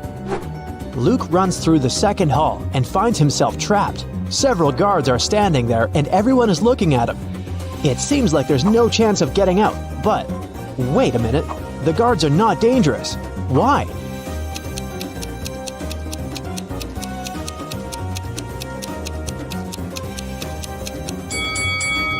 They're motionless because they're either well-done wax figures or real people who can't move for some reason. Luke leaves the room, and now he's in a long corridor again. The doors close behind him, guards are rushing towards him from the hall, and doctors are running from the other direction. What should Luke do? Hurry up, help the guy before they notice him.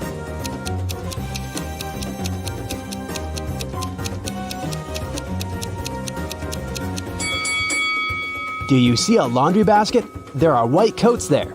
Luke should dress up as a doctor and walk past the guards. The guy enters one of the many doors and finds himself in a large room for experiments. This is where they keep their test subjects. There are several locked cells with people sitting inside. They ask Luke to release them. Unfortunately, he can only free one prisoner. But who? A werewolf is locked in that cell. An electrical human is in another. A seemingly ordinary girl is locked in the third one. In the furthest cage, there's a guy with a shark's mouth.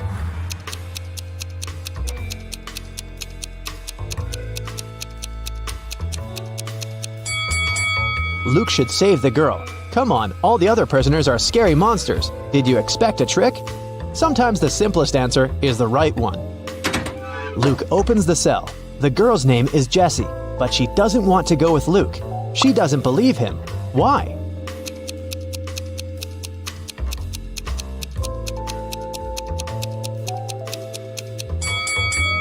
Because Luke is wearing a lab coat.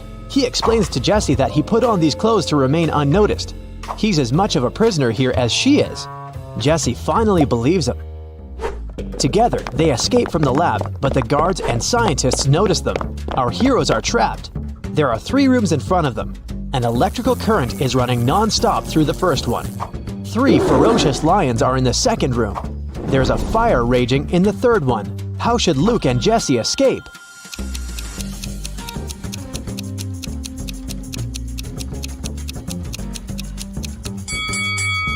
They don't have to enter any of these rooms. In the corridor above them, there is an open ventilation hatch.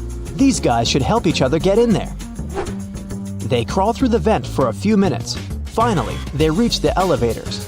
But the heads of 2 creatures have got stuck in the elevator doors. One of them is a werewolf. The other is a zombie. Jessie and Luke can only save one of them. Who will survive without their help?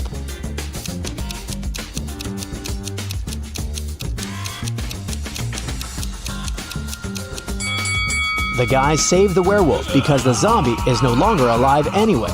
He can survive even without his head. The werewolf runs away while Luke and Jesse get into the elevator. The laboratory is located deep underground, so they go 40 floors up. The doors open, and they find themselves inside an old hut. Our heroes go outside and see a winter forest. Jesse and Luke run forward as fast as they can. They hear dogs barking and people screaming. The scientists are chasing them. The guys come to a crossroads. The first way leads to a lake. At the beginning of the second road, there's a sign, "Beware of wolves." The third road leads to a high cliff. Where should they go?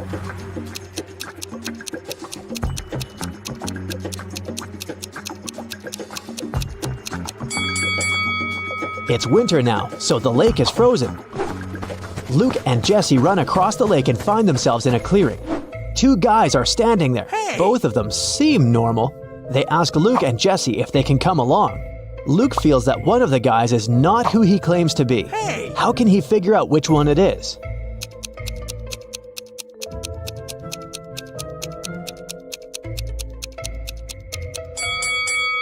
If you pay attention to the footprints in the snow, you'll see how this guy appeared here, but there are no footprints near the second guy. How did he get here? It's suspicious. Jesse and Luke agree to take along the first guy. His name is Max. He says he's also escaped from the lab. He knows there's a road somewhere nearby, so they decide to find it. They wander through the forest for several hours. No one seems to be chasing them anymore. But now, they have a new problem. They're cold and hungry. Sometime later, they see a small house where they can warm up. But the door is locked. Where's the key?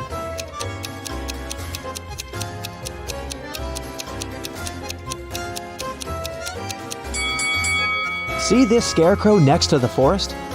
The key is in its hand. The guys open the door and find food and clothes. They rest, eat, and get warmer.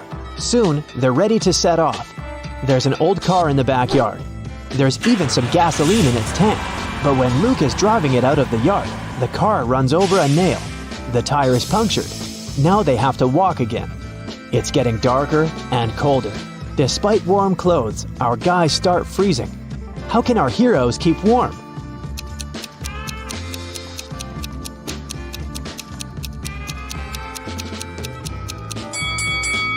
There are old dry leaves, moss, and grass under the snow. Luke, Jesse, and Max put all this inside their clothes. Yeah, they stain their t-shirts and sweaters, but they also create an additional layer of protection against the cold. Finally, they're near the edge of the forest. Through tree branches, the guys see a road illuminated by moonlight. They're saved. Now they only need to catch a car. Max, Luke, and Jesse walk along the highway and finally see headlights. Luke raises his arm to stop the car. A small pickup truck is slowing down. The driver rolls down the window and asks if the guys need help. Jesse quickly tells him everything that has happened to them. The driver asks them to get in the car, but Luke doesn't want to. He's sure that this man is one of the bad guys. How has Luke figured it out?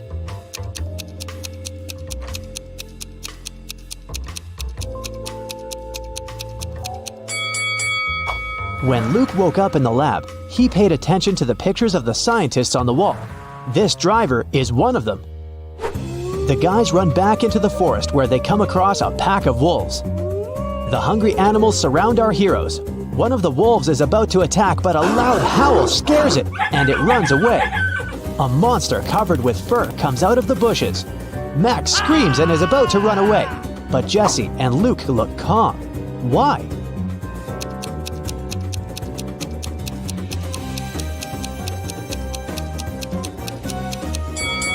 Because this is the werewolf our heroes rescued from the elevator. They follow the monster. It leads them to a safe place. This is a small village hidden deep in the forest. Creatures that don't look like humans live here.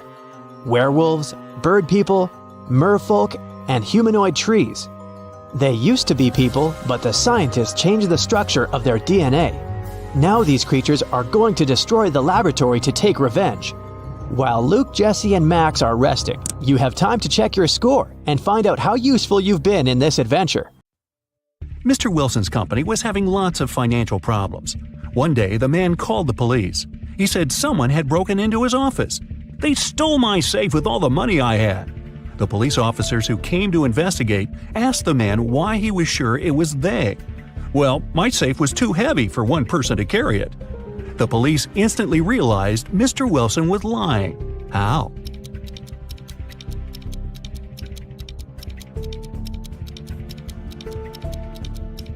If the safe had been indeed so heavy, it would have left dents in the carpet. After the bank had been robbed, the police found the bag with the money in the park. It was lying among cacti.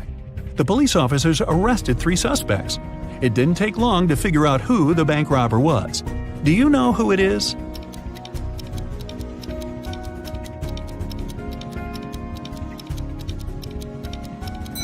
It's the man on the left. He's the only one with some scratches. They were left by the cacti. The police suspected that Deborah took part in smuggling diamonds out and into the country. But they didn't have any proof. That's why Detective Taylor was following the woman, trying to find some evidence. One day, he noticed that Deborah entered a house, but when she left it, Taylor realized she didn't have any diamonds on her. She must have left them in the house. How did he understand?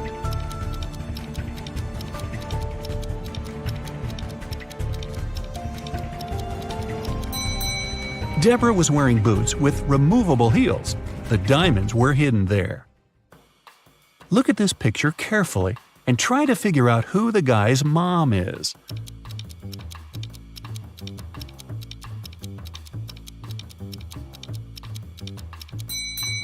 The woman on the right is definitely human. She can't breathe underwater. But the guy doesn't have any problems with that. He's smiling and looks relaxed. Plus, he has gills. That means the mermaid is his mother. Detective Martin was choosing a diamond ring for his fiancée when a man in a black mask ran into the jewelry store. He made all the visitors lie on the floor and took the most expensive jewelry and money. After that, Detective Martin saw the man get on a red motorbike and speed away. The police officer jumped into his car and set off on a chase. At one point, he came to a crossroads. Where should he go now? Suddenly, Martin saw a car coming from the opposite direction. He asked the driver if he had seen the red bike. "No, I've only seen a silver convertible and nothing else." Then the detective saw a gray car appear from the left. The woman inside said she hadn't seen the red bike, but she'd seen a yellow bike and a group of cyclists. And the man who appeared from the right told Detective Martin he'd only noticed a large blue truck. Where is the robber?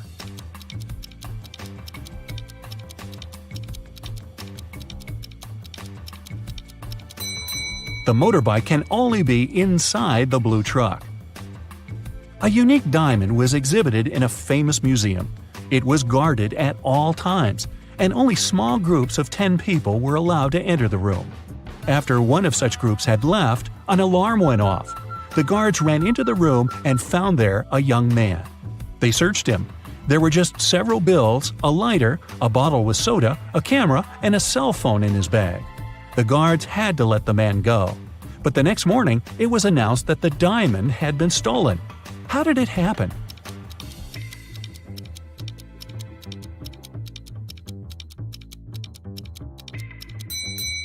The man replaced the real diamond with a fake one and hid the real treasure in his bottle with soda.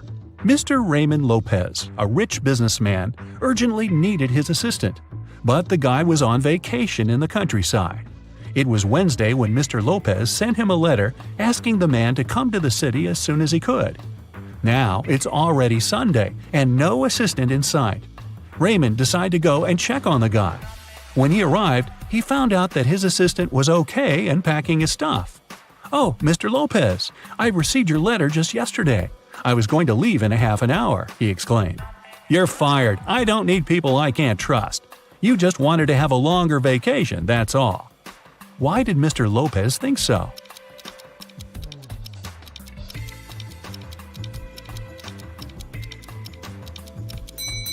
The calendar on the assistant's table shows that it's Monday, November 4th.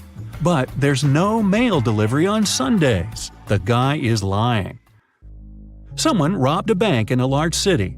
A police detective went to visit the main suspect. "I've been feeling unwell all this week, and I haven't left my apartment for 3 days. I didn't even need food. My fridge is full, you can make sure yourself," the suspect said, and indeed opened his fridge. But the detective realized the man was lying and arrested him. How did he figure it out?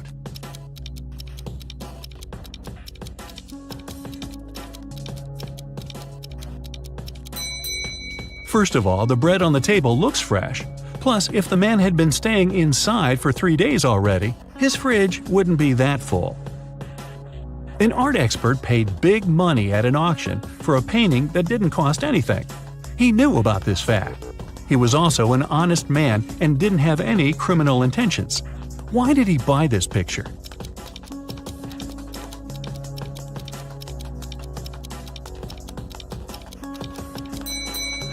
Although the painting cost nothing, its frame was a beautiful and expensive piece of art. After several crimes had been committed in the city, the police decided to visit the main suspect. He lived in the countryside. When the officers entered the house, they found no one inside. They searched the entire place, including the attic, which was in a mess. Then they decided to wait for the house owner to come home. One of the police officers went to buy some water. When he came back, he told the rest of his colleagues there was no need to wait anymore. Why?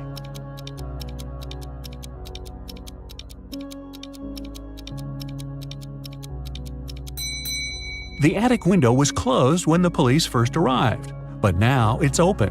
The criminal was hiding in the attic and escaped through the window. Two people are standing near the river. Both of them want to get to the opposite side, but the boat can only hold one of them. And still, they manage to get across the river. How?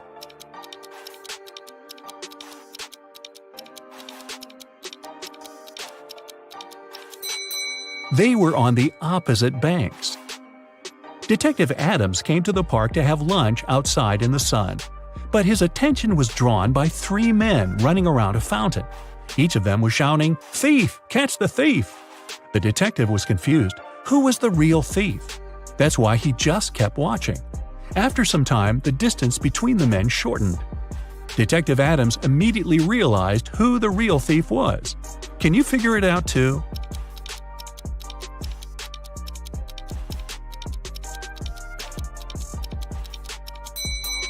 If the third man was the thief, the second one would only have to turn around to catch him. The same goes for the second man, which means the man running the first is the criminal. How can you put a whole apple into a glass bottle without cutting the fruit or breaking the glass?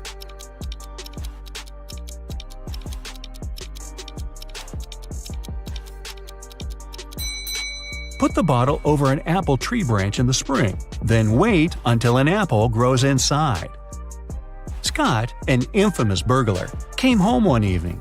Just a day before, he had stolen some very expensive paintings from Mr. Smith's house. He was in the living room when he noticed several police officers approaching his home. Scott gave instructions to his wife and slipped out through the back door. When the officer knocked on the door, Scott's wife told them, "My husband has been away for a week already. He's actually supposed to come home today." At this moment, Scott entered the house. He hugged his wife as if they hadn't seen each other for ages. But the police officers didn't believe them. Why?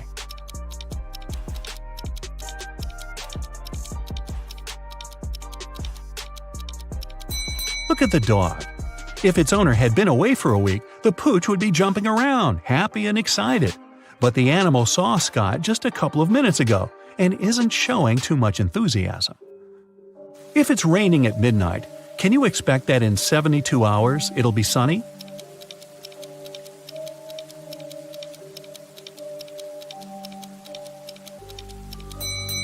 No way. In 72 hours, it's going to be night again. Detective Lee was called to a small family cafe.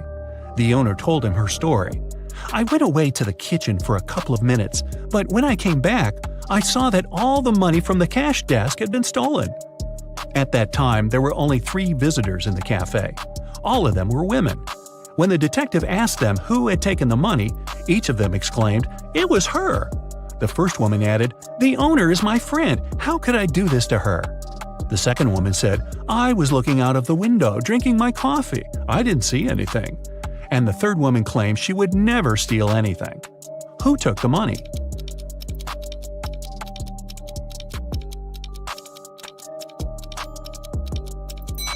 Detective Lee quickly figured out that the thief was the second woman. First of all, the two others pointed at her. Secondly, she claimed that the first woman had stolen the money. But if she really was looking out of the window, how could she know this? During a fire, a bank was robbed.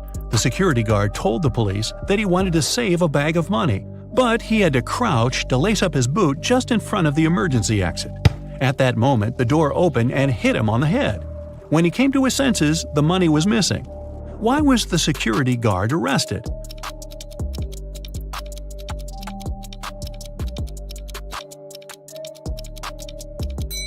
All emergency doors open outwards. A young lady has the same number of brothers and sisters, but each of her brothers has 2 times fewer brothers than sisters. How many sisters and brothers are there in the family?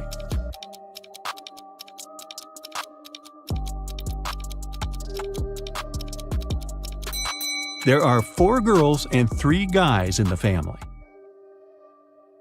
After winning the lottery, Gerald got very rich.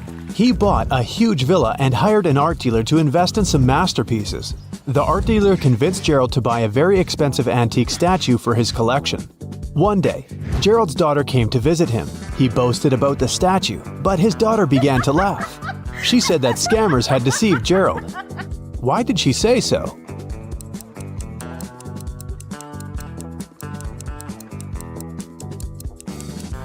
There's a small engraving on the statue. It says, "Made in China." Wendy is the president of the local reading club. Its members usually gather in her home because it's large and beautiful.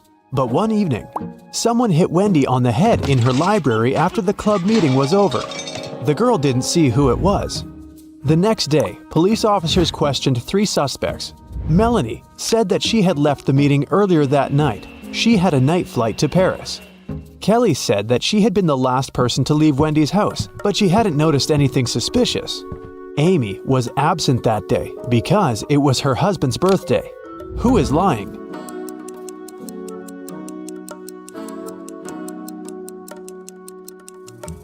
Melanie. If she had a flight to Paris, why isn't she there? Take a look at this picturesque field. Can you see anything weird?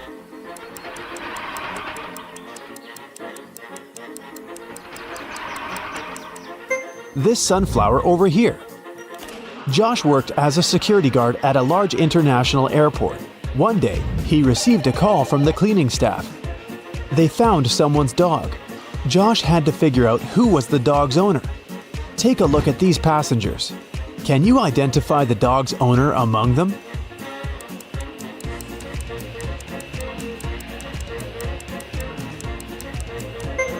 This guy over here has a bone in his bag, and there's dog hair on his pants. He must be the owner. Take a look at this pattern. Can you spot the odd emoji?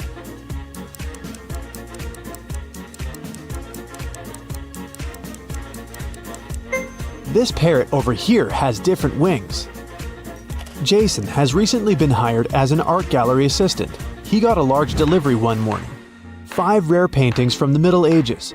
Jason called his boss immediately and told her that 2 of the 5 paintings are fake. How has he figured it out?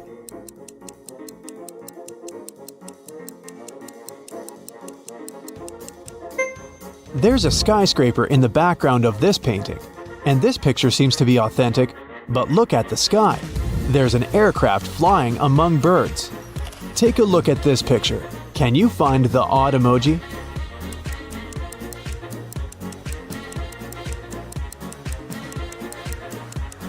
These guys over here. After a long road trip, Lily finally arrived at her friend's wedding venue in another city. The food looked very appetizing and Lily was starving, so she headed for the table, but suddenly the lights went off and Lily fainted. She woke up the next day with a terrible headache. Just like all the other guests, none of them remembered anything about how the party ended. Look at these two pictures. They were taken before and after the lights went out. Can you guess what happened at the party?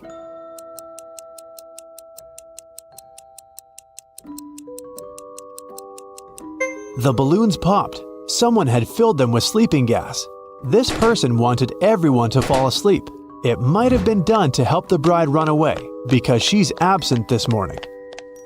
Jill is an art teacher. One morning, she entered her art studio and got very surprised. The entire wall and the students' drawings were stained with paint. Jill interviewed 3 suspects. The cleaning lady hadn't cleaned the class the day before because she'd had a day off. Jill's student Rosie said that she had left the studio at 6 p.m. At that time, everything was okay. Another student, Rick, confessed that he had brought his girlfriend to the studio to show off his paintings, but they left at 8 p.m. Who is responsible for this mess?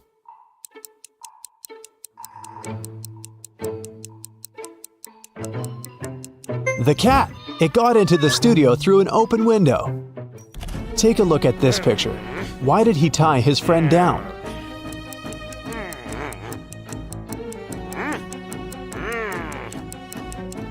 It's a full moon. His friend began turning into a werewolf and the guy got scared.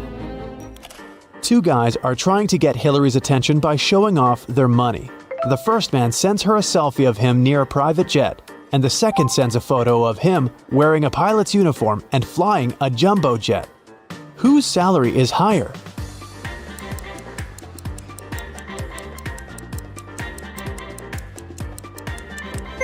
Pilots earn good money, so the second guy is definitely well off, and the first guy probably just works at the airport. 4 artists gathered in a park to paint landscapes. Having finished his first drawing, Bill went to the bathroom. When Bill returned, he found out that his drawing was ruined. He was very upset and questioned his friends. Stephen didn't see what happened. He was away buying coffee for everyone. Dylan didn't look at the paintings. He was distracted by a conversation with a beautiful woman. Kelly said that she'd been painting her own portrait in another part of the park. Who's lying?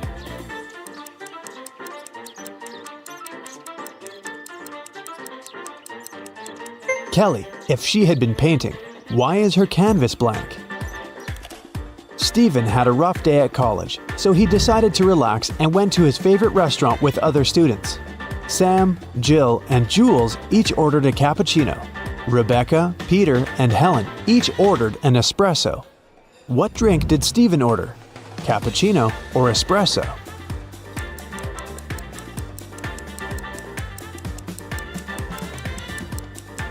Espresso. Stephen has 2-letter E's in his name, just like Rebecca, Peter, and Helen. Can you spot anything weird in this picture?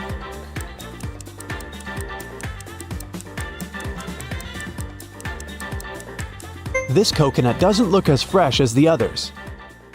Henry was walking along the street. Suddenly, a witch appeared in front of him. She opened a portal, grabbed Henry, and took him to her castle. Henry asked her to let him go, but the witch said, "Now you will serve me forever." Henry had a notebook and a pen in his pocket. He offered the witch a deal. "If I write your weight in this notebook, will you let me go?" The witch was very intrigued and agreed. Henry wrote something down, and she had to let him go. What did he write?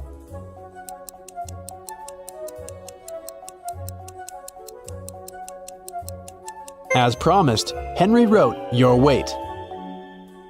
Can you guess the food by these emojis?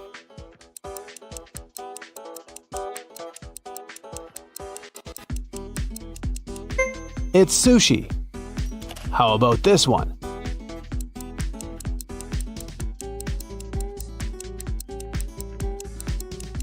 Hot chocolate.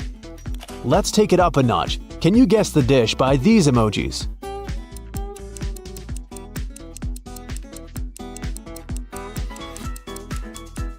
It's pizza. How about this?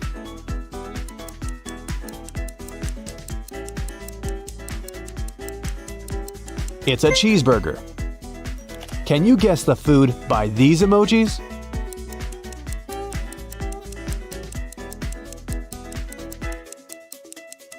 It's fruit ice. How about this combination? Any ideas?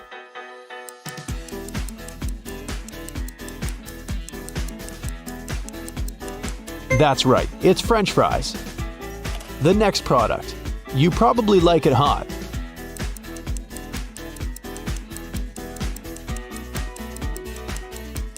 A peanut butter cookie. How about this combination?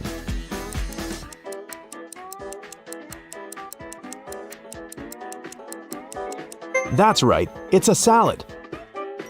Jack bought his girlfriend an expensive dress for her birthday. He left the dress in his wardrobe and left the house. When he returned, he saw that the dress was gone. Only 3 people were at home that day, and he questioned them. Jack's sister Laura said that she'd been cleaning the house since morning. Jack's mother, Rose, had been planting flowers in the garden. And Jack's aunt Nina had been cooking a birthday dinner all day long. Who stole the dress?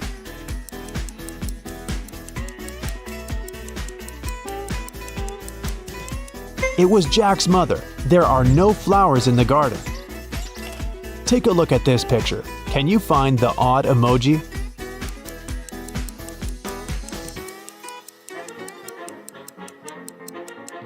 This guy over here. One day, Mr. Blue, Mr. Red, and Mr. White met for dinner. When they took off their jackets, Mr. Blue drew everyone's attention to the fact that each of them was wearing a shirt whose color was different from their last name. The man in the white shirt looked surprised and said, "Yeah, Mr. Blue, you're right." Can you figure out what color each man was wearing?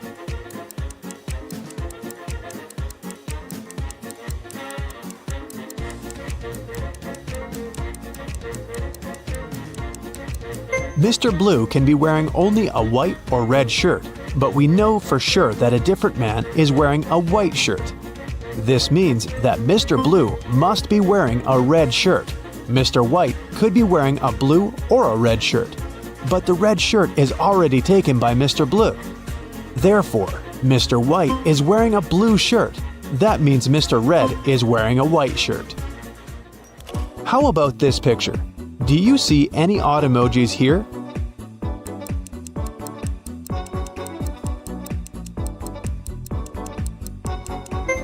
This one over there. Jessica was a famous art dealer. Many painters were dreaming of working with her. One day, she entered an art class and noticed a stunning landscape. "Wow, who painted this masterpiece?" she asked. 3 artists came up to her. Each claimed he was the author of the painting. Can you help Jessica identify the real author?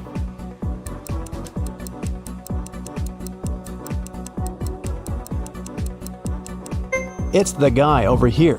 His palette contains exactly the colors that we see in the painting. Take a look at this picture. Can you spot what's wrong here?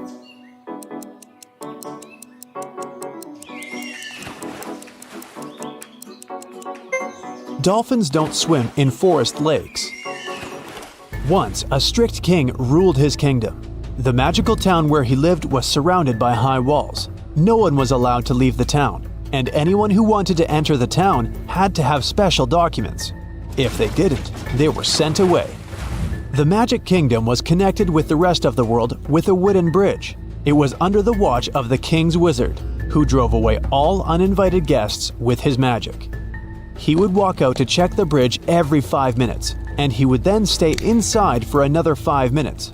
To cross the bridge, a person needed 9 minutes, and still, one citizen managed to escape the town. How did he do it?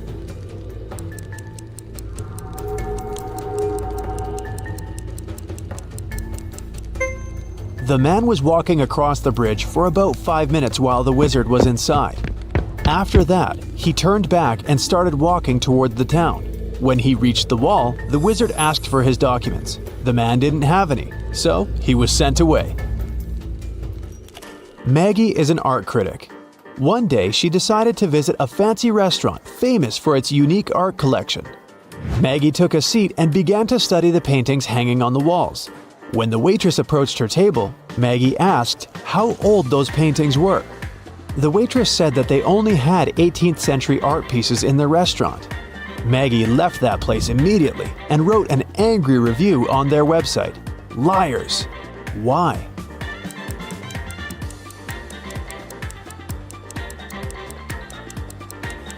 Look at this portrait. Do you recognize this face?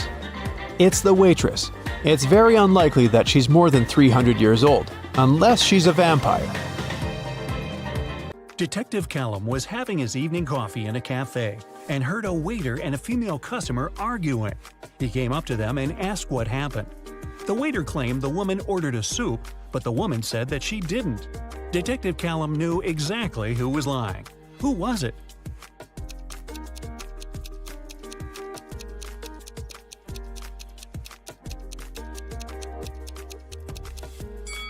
The sign on the door says that the cafe serves hot dishes only till 4 p.m.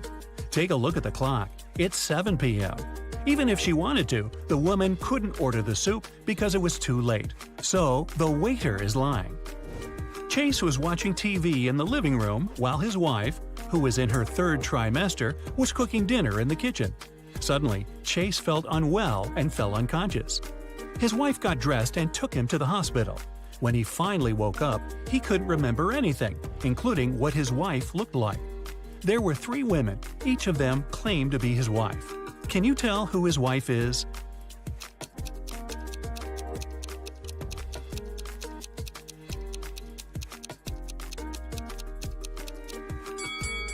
Firstly, his wife was pregnant and was in her 3rd trimester, so she must have a belly. So it isn't the woman on the left who doesn't look pregnant at all. Now look at the shoes of the other 2 women. One of them has her shoes untied. That's because she couldn't lean down and tie them herself, and her unconscious husband couldn't help her. So it seems like she is his real wife. Esme was having a regular walk in the forest. In the evening, she decided to come back home but got lost. She was wandering around until, guess what? She found the witch's house. She walked in, pet the cat, and asked if the witch can send her home. The witch was about to start a frog farm, and she needed Esme's help. If Esme solves it, the witch will let her go. If not, Esme will have to stay forever and work on her frog farm. She got 2 frogs. The number of frogs doubles every day. The seller told her that her little frog pond in the yard would be filled with frogs entirely in 100 days. How many days will it take for the pond to be half filled?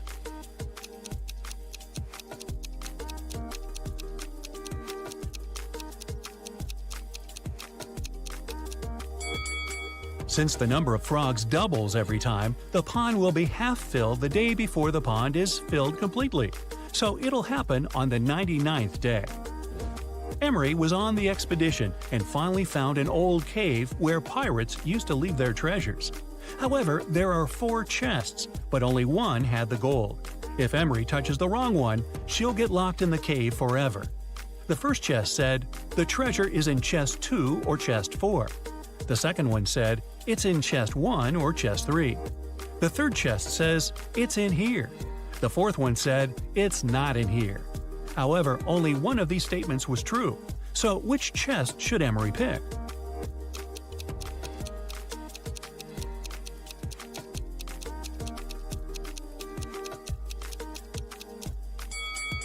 If the treasure is in the first chest, statements 2 and 4 are correct. However, there should only be one correct one. If it's in the second chest, the first one and the fourth one are true. If it's in the third chest, then 2 statements are true, the second and third. So Emery should pick the fourth chest. This way, only the first statement is correct and the treasure is in the fourth one. Detective Callum was in a bank and heard 2 women arguing. Mrs. Lewis and Mrs. Clark were both claiming that a handbag was theirs. Luckily, one young man took a picture of the waiting room just before the argument. So take a look and tell who the handbag belongs to.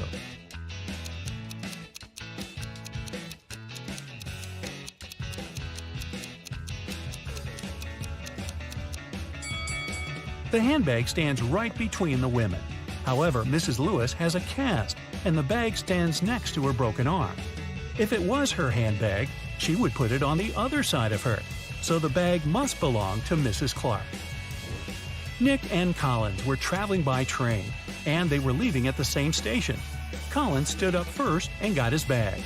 But when Nick got his bag, he opened it and realized it wasn't his. so he accused Collins of trying to steal his bag. However, Collins says it was just an accident because the bags looked exactly the same. Still, Nick didn't believe it was an accident. Take a look inside their bags and try to guess why. Collins' bag is only filled with a couple of plush toys, while Nick's bag had electronics and many books.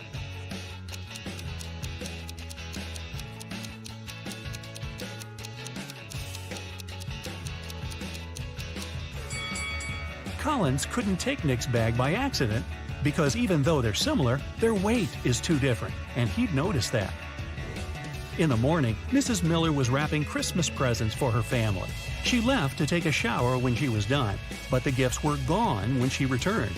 She went downstairs and asked her family who took the presents, but everyone denied taking them. Her husband said that he was watching TV the whole morning and didn't even get up. Her daughter, Amanda, said that she forgot about the laundry hanging outside last night, so she was out picking it up. Her other daughter, Jane, said that she was in the kitchen eating. Can you tell who lied?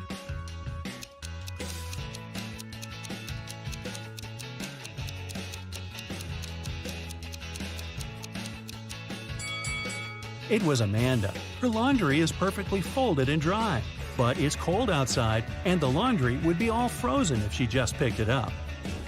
Mason was arrested for robbing a bank. The police knew that his girlfriend helped him and wanted to arrest her too. They had 4 suspects. One of them was the girlfriend who was lying. Another was his sister, who didn't rob the bank, but was also lying because she wanted to help. The other 2 girls were innocent and were telling the truth. So who is Mason's girlfriend? Selena says Amelia is his girlfriend. Felicia says Penelope is lying. Penelope says Selena is lying. Amelia says Felicia is not his sister.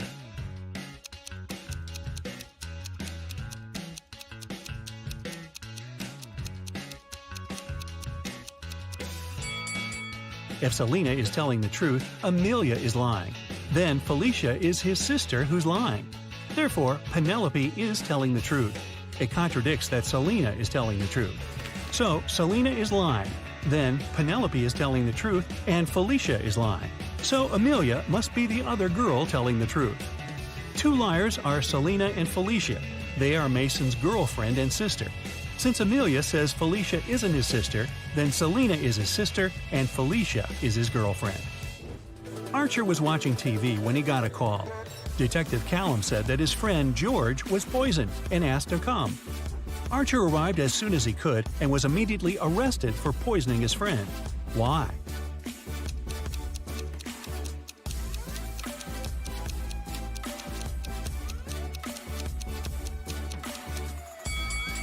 The detective didn't say where exactly to come. Maybe coming to his friend's house could be logical, but they are in some park. How would Archer know where to come if he didn't know what happened? A postman called Detective Callum and said someone needed help and gave the address. The detective arrived and found Mr. Hanks tied to a chair. Mr. Hanks said that he had been sitting there for several hours. Someone broke into his house at night, tied him up, and stole all of his money. His wife was outside the city. When the postman brought the mail in the morning, he asked for help. However, Detective Callum didn't believe the man and said that he staged it. Why didn't he believe Mr. Hanks?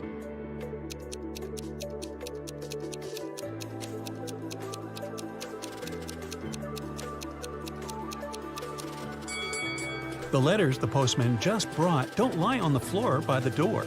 Instead, they're on the shelf, where only someone who is inside the house could put it.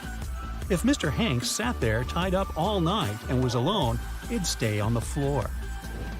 It was Christmas morning in California, and Detective Callum got an anonymous note that someone going to Alaska would hijack the plane and take it to Hawaii. He arrived at the airport and stopped several people. Take a look at them and tell who's planning to hijack the plane.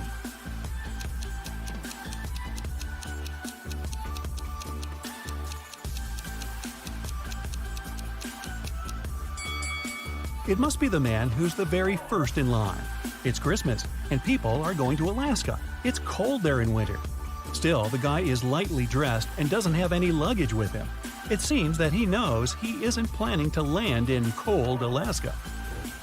Damon, Karis, and Geneva are best friends. Now, take a look at their hands and tell which one of them is a millionaire.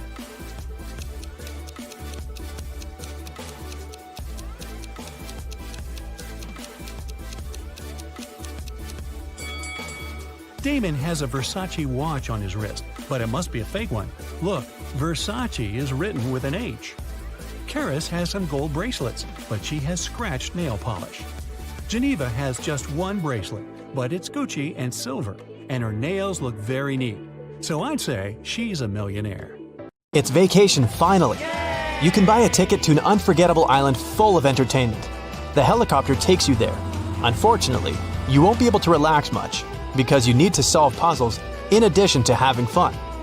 And at the end of the video, count how well you went through it. You're going to have fun all day. Challenging riddles require concentration and attention, but you want to solve them in a relaxed way this time. Enjoy! The first thing you do is go to a beach party. Sun, ocean, hot, white sand. You take a soda and go dancing. All of a sudden, the music stops. You ask the DJ what happened. "Someone pulled the wire from the speakers," she says. You go behind the stage and see 5 cords. All of them have different colors. 2 of them need to be inserted into the speakers. Which ones? Hurry up, save the party!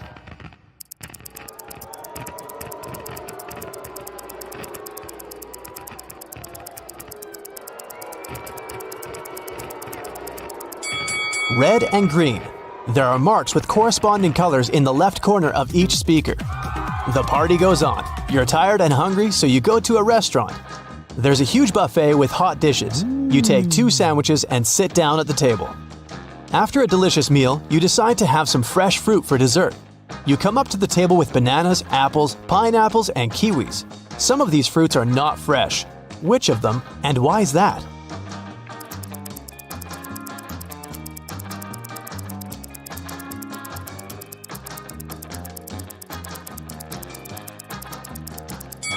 All the fruit trays are almost empty, but there are a lot of kiwis left. People don't take them since they're not very fresh. After lunch, you go to the beach. The sand is so hot that you can fry eggs on it, so you put on your shoes. You see a group of people playing volleyball. You want to join them, get closer, but the game field is empty. Was it a mirage, or did the people leave the spot so quickly that you didn't notice?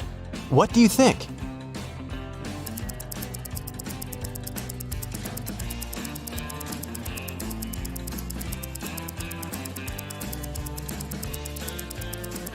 It was a mirage, since there are no footprints in the sand. The sun is hot, and you decide to go into the jungle to hide in the shadows. You go out into a wide clearing and see several people sitting in the lotus position. It's a meditation session.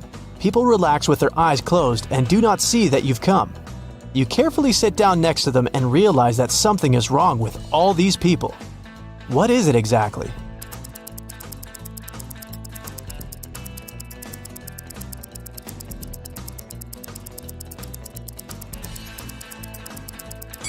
They don't just sit, they're floating a couple inches off the ground. Who are they? You get scared and run away from this place. You run through the jungle and see 3 roads. One is littered with broken glass. There are plants with thorns on the second road, and you see hot coals on the third one. Which one will you choose?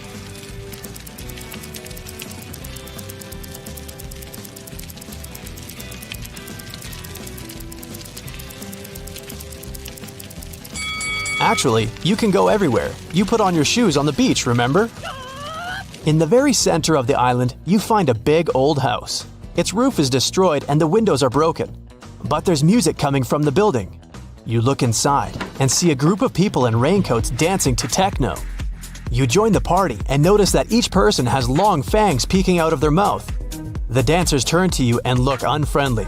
At first, you get scared, but then you realize these people are only pretending to be vampires. Fangs and cloaks are part of the masquerade.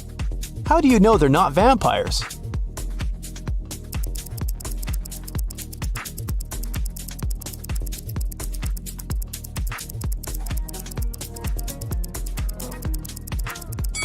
The roof of the building is destroyed. The sunlight gets inside. The vampires should be afraid of it. You keep dancing, and at that moment, you get terrified. The dancers aren't vampires, but they're not humans either. Why do you think so?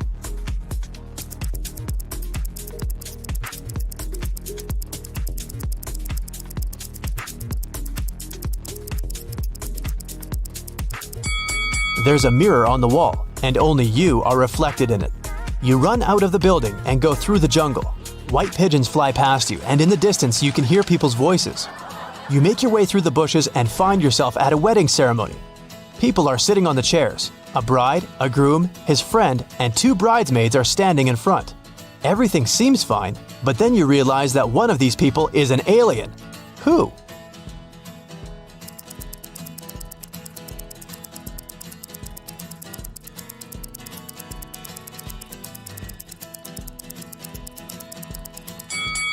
The bride. You can see that she has 3 hands. It doesn't scare you too much. After the ceremony, the party begins. You speak with the guests, take drinks and snacks. An old man gets on the stage to deliver a speech. He says that he has a gift to the newlyweds, an elixir that makes a person younger by 5 years and prolongs life. The same elixir is inside every drink, and everyone can drink it. All the guests rush to the table and grab glasses. Someone drinks 2 glasses at once, someone 5 to 6 glasses in a row. Someone quickly drinks only 1. And among all the people, there is an old lady. She slowly drinks her cocktail and becomes a little younger. Why did the elixir affect her but not the other guests?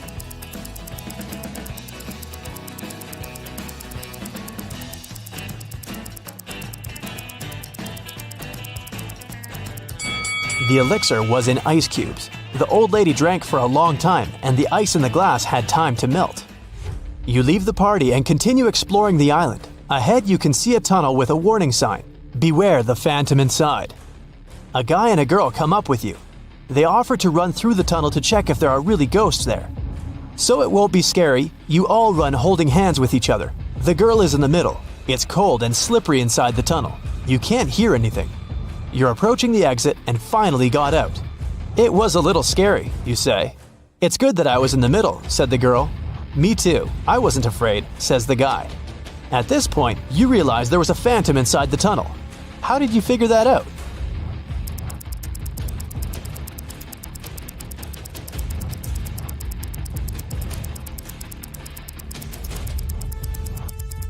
Three people ran through the tunnel, and only one could be in the middle, the girl. Whose hand was the guy holding? You get scared and leave this place. Evening. You go back to the hotel and see that it's on fire. There's a fire on your floor. You run inside. Fire is everywhere. You have 2 valuable things that you want to take away. A small safe with documents and money and a laptop with your work. You need to choose one thing.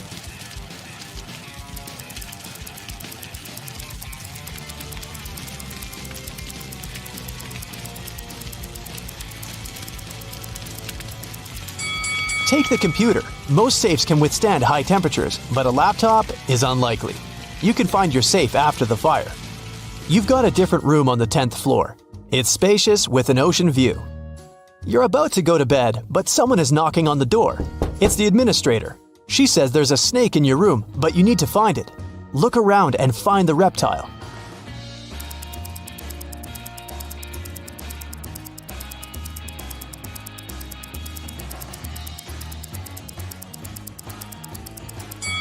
Do you see those beaded curtains behind the second room?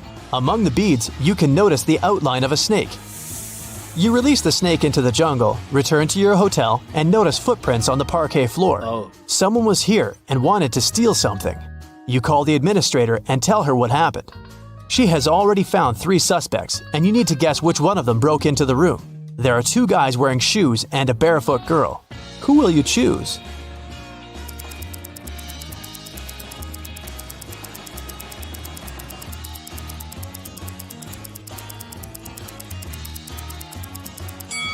The girl couldn't leave these footprints. The guy who's standing next to her has soaking wet clothes on. His feet are also wet, but he has put on his sandals to hide them. The footprints in the room were wet. The second guy's clothes are dry. The girl's clothes are dry too, which means the guy wearing wet clothes got into your room.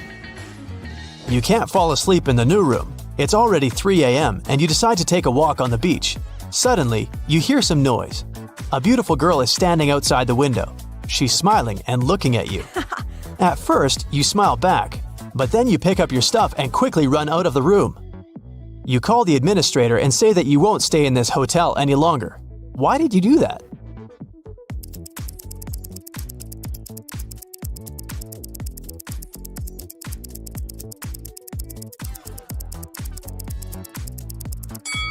Your room is on the 10th floor.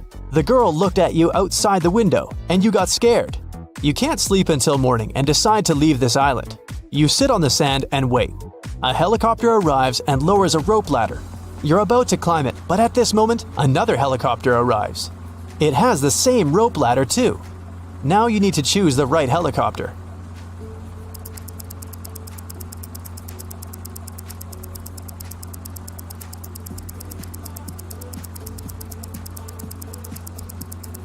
Take a closer look at the pilot of the first helicopter. It's an alien. You get into the second helicopter and fly away. The first one turned out to be a spaceship. Your vacation has come to an end. Jenny went to her favorite coffee shop and bought a latte. After she put her stuff and her coffee on the table, she went to the restroom to wash her hands. But when she came back, her latte was gone. There were only 3 other customers in the cafe. Can you help Jenny figure out who drank her coffee?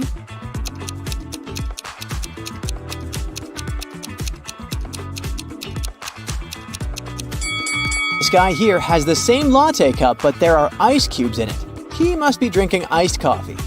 This lady's cup on the table is too small. She must be having an espresso. But check out this guy. Even though he doesn't have any drinks on the table, he has a coffee mustache on his face. And Jenny's empty latte cup is inside the trash behind his table. Kenny, the beach guard, spotted 3 people arguing on the beach. They were all claiming they had found a gold necklace in the sand. Tom said, "I found it with my metal detector." Lisa said, "I found it in the ocean while swimming." And Mike said, "I was digging in the sand to make a sandcastle, and that's when I found the necklace." Kenny knew only one of them was telling the truth. Who really found the necklace?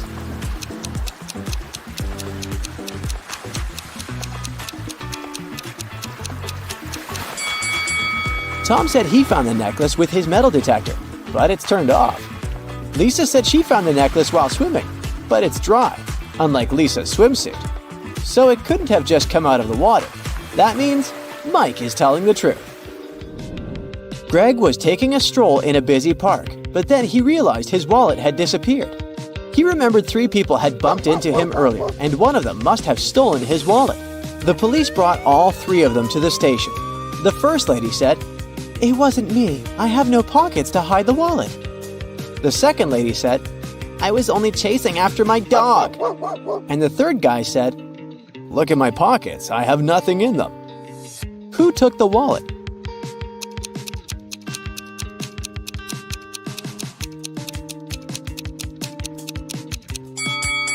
The third guy's pockets might be empty, all right, but take a closer look at the skateboard he's holding under his arm.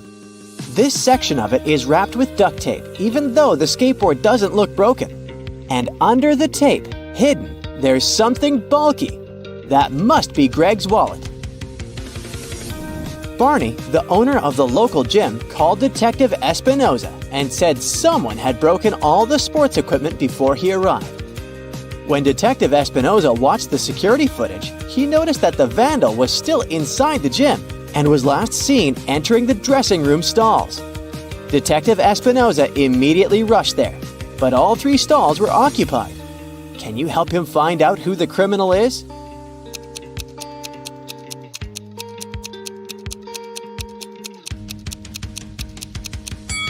Take a look at the stall on the right. The small notice says it's out of order.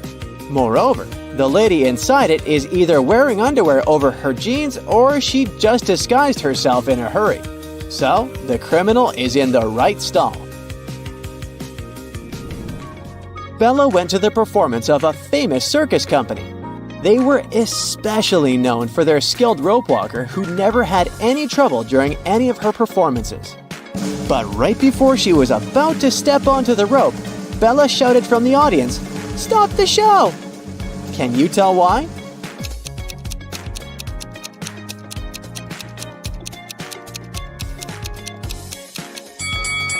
Take a look at the heels of the rope walker's shoes. The right shoe's heel is cracked. That could easily catch on the rope and cause her to slip no matter how talented she is. James had been saving money to buy himself a new motorcycle. he finally had enough to get the new model. When he headed to the store, he saw that there was a special offer. The helmet and other safety equipment would be free if he could answer this riddle. What kind of coat is always wet when you put it on? Can you help James get freebies?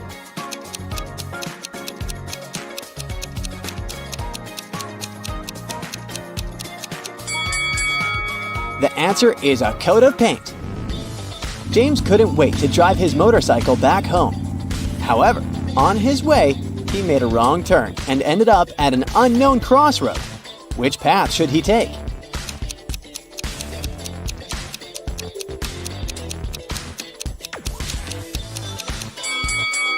The first path is all muddy, and that can make the bike slip. The second path looks like it's only covered with dried leaves, but if you take a closer look, you can see nails that can give James's motorcycle flat tires. So he should take the third path with the tiny pebble stones. After completing her yoga class, Aisha couldn't find her car keys. When she claimed it to the receptionist and asked for help, she said she saw 3 people near her locker. When Aisha questioned them, Rupert said he didn't even know how to drive. Lily said she was living within walking distance of the studio, so she wouldn't even need to drive. And Alan said he only had his own car keys. Can you tell who's lying?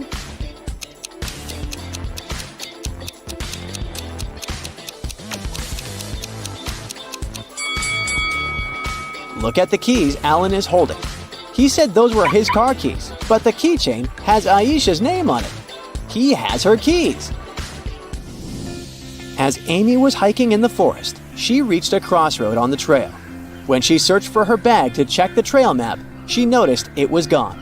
And now she didn't know which path to take. Can you help her?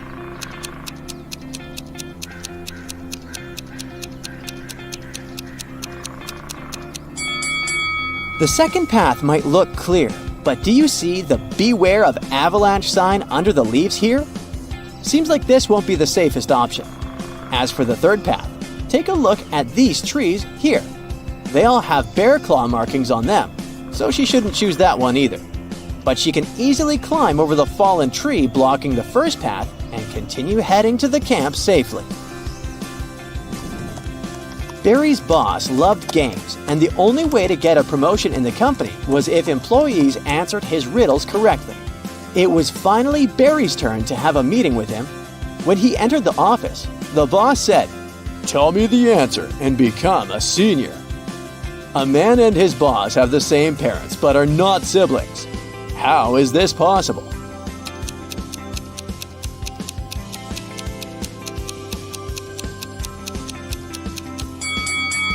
He is self-employed.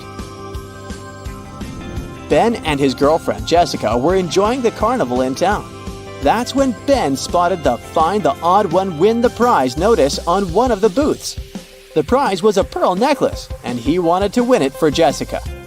The owner of the booth said Ben needed to spot the different wind-up toys on 3 different shelves. The first shelf had little bear toys moving around. Can you help him find the different one?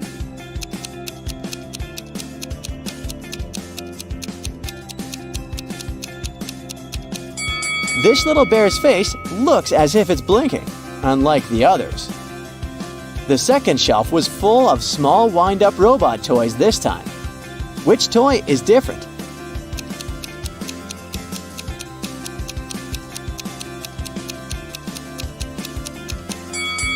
This robot has a square nose, unlike the others with triangle noses. The last shelf has cute wind-up fairy toys. Which one is different?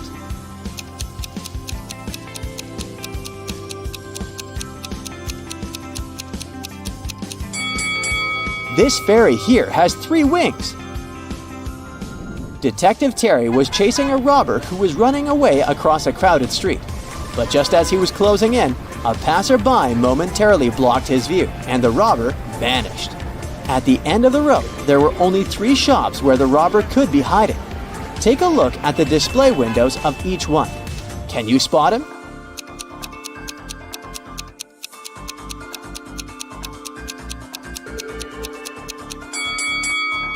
Look at the hung clothes on the shelf that can be seen from the second store's window. Can you spot a glimpse of the red sneakers matching those worn by the robber? He's hiding in there. Victoria was invited to a costume party at her office. When she arrived, she noticed that one of her colleagues might actually be a monster. Can you tell who?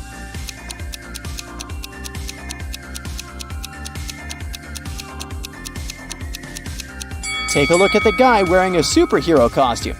Both of the gloves he is wearing are left-hand ones. Uh-oh. 3 friends, Kyle, Harry, and Sherry, are locked in separate cages on a deserted island in the middle of a lake. Kyle's cage has a huge ice block on top of it. There's a tank with boiled water on top of Harry's cage. Only Sherry's cage hatch is locked, and the metal padlock is pretty heavy. The key is inside Kyle's cage. Can you find a way for the 3 friends to escape?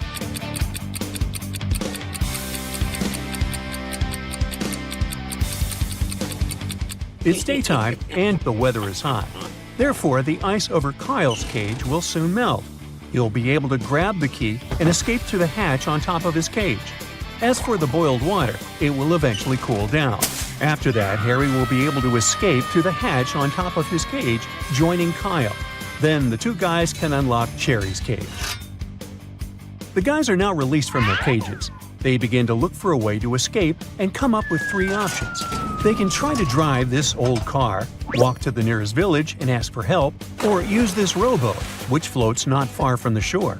Can you help them choose the best option?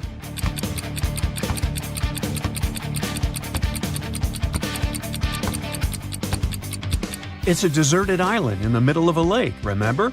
The first 2 options simply make no sense. The guys use the boat and manage to reach the mainland by midnight. Luckily, they find an abandoned cabin to spend the night, but it only has 1 match. There's an oil lamp, a fireplace, and a furnace in this cabin. What should they light first?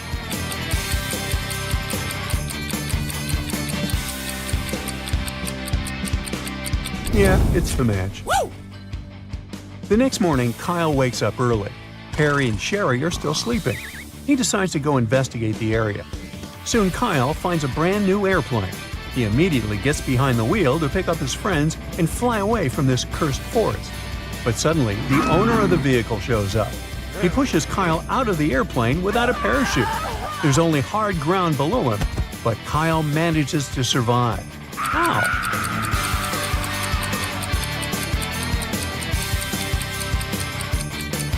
The airplane is still on the ground. Sherry wakes up second and decides to go pick some berries for breakfast. Finds 3 bushes with different types of berries, but only one of them is safe. Can you guess which one?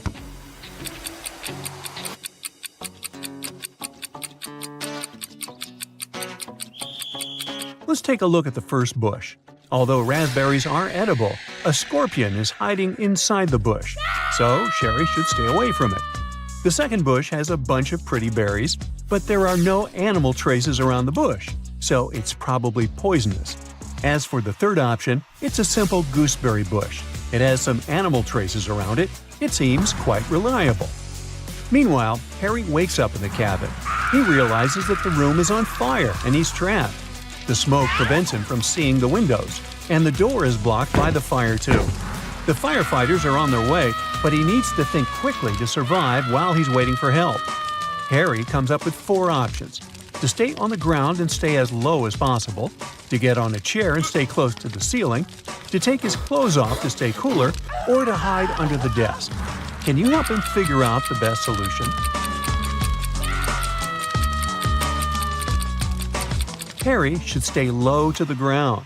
That way, he'll be better protected from fumes and smoke. The locals save Harry and Sherry from the fire and imprison them in their village.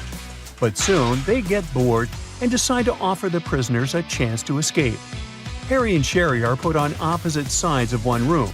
Both friends are facing a wall. The task is to write down a number between 10,000 and 1 million on a piece of paper without knowing what the other person wrote. If the 2 numbers end up being different, Harry and Sherry will be captured forever. But if they write the same number, the locals will set them free. Unfortunately, their ears are plugged with headphones playing loud music, so they can only communicate using sign language. Also, their feet are chained to the ground, so they cannot turn around. But yet, they manage to pick the same number. Ow!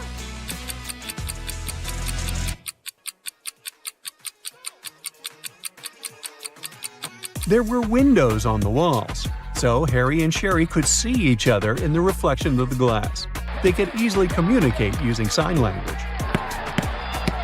Meanwhile, Kyle is traveling through the jungle on his own to find his friends. Kyle takes a look inside his filtered water bottle. Ooh, bad news. He's almost out of water. He wanders around and finds 4 sources of water: a juicy cactus, a pond with salty salt water, a clear still lake, and a silt stream. What source of water should Kyle choose?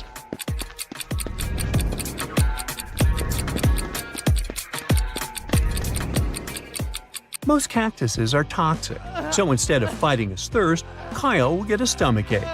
Salty salt water will dehydrate him. Stagnant water from the still lake is probably infested with all kinds of bacteria. So the best choice would be the silty stream. It contains nothing that Kyle's filter water bottle can neutralize. Kyle keeps on walking. Suddenly, he spots a crocodile and freaks out. Can you see it too?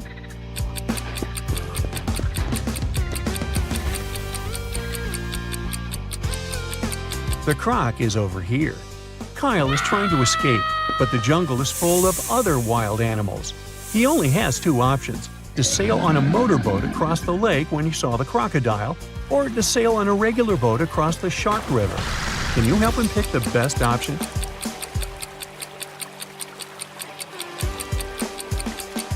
Kyle should choose the second option.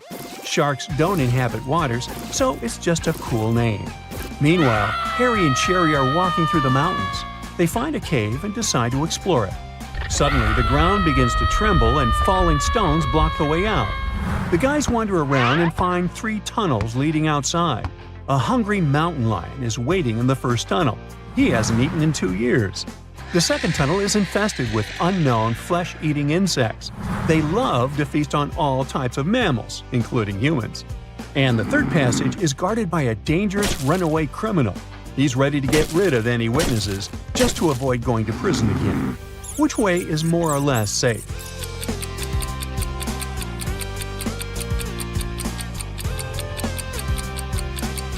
Harry and Sherry should choose the first passage. Mountain lions cannot live for 2 years without food. Harry and Sherry keep on walking. They argue about human body capabilities. They make a deal. Harry would go to Antarctica, and Sherry would travel to the Sahara Desert. They'll both try to survive in those locations for 3 days without any shelter or clothes, but with plenty of food and water. Who has the best chance of surviving?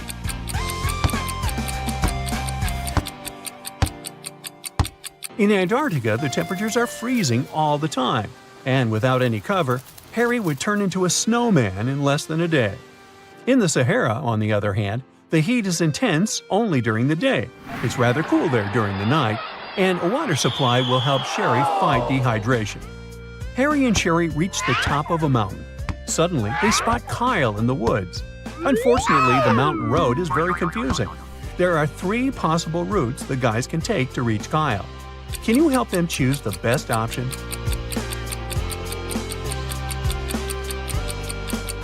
Only the third route actually leads to Kyle. Finally, Kyle, Harry, and Sherry reunite. The guys approach the harbor, hoping to find a vessel to go home. Luckily, they meet a family of 3. Each of them is ready to give the guys a ride on their own boat. Timothy says, "My boat is the best. I bought it 6 months ago and named it after my wife." His son Thomas says, "My boat is 10 years old and has never let me down." And Monica, Timothy's wife, says, "My boat is used, but I know the route better than anyone. Trust me." And only one of them is telling the truth. Can you guess who?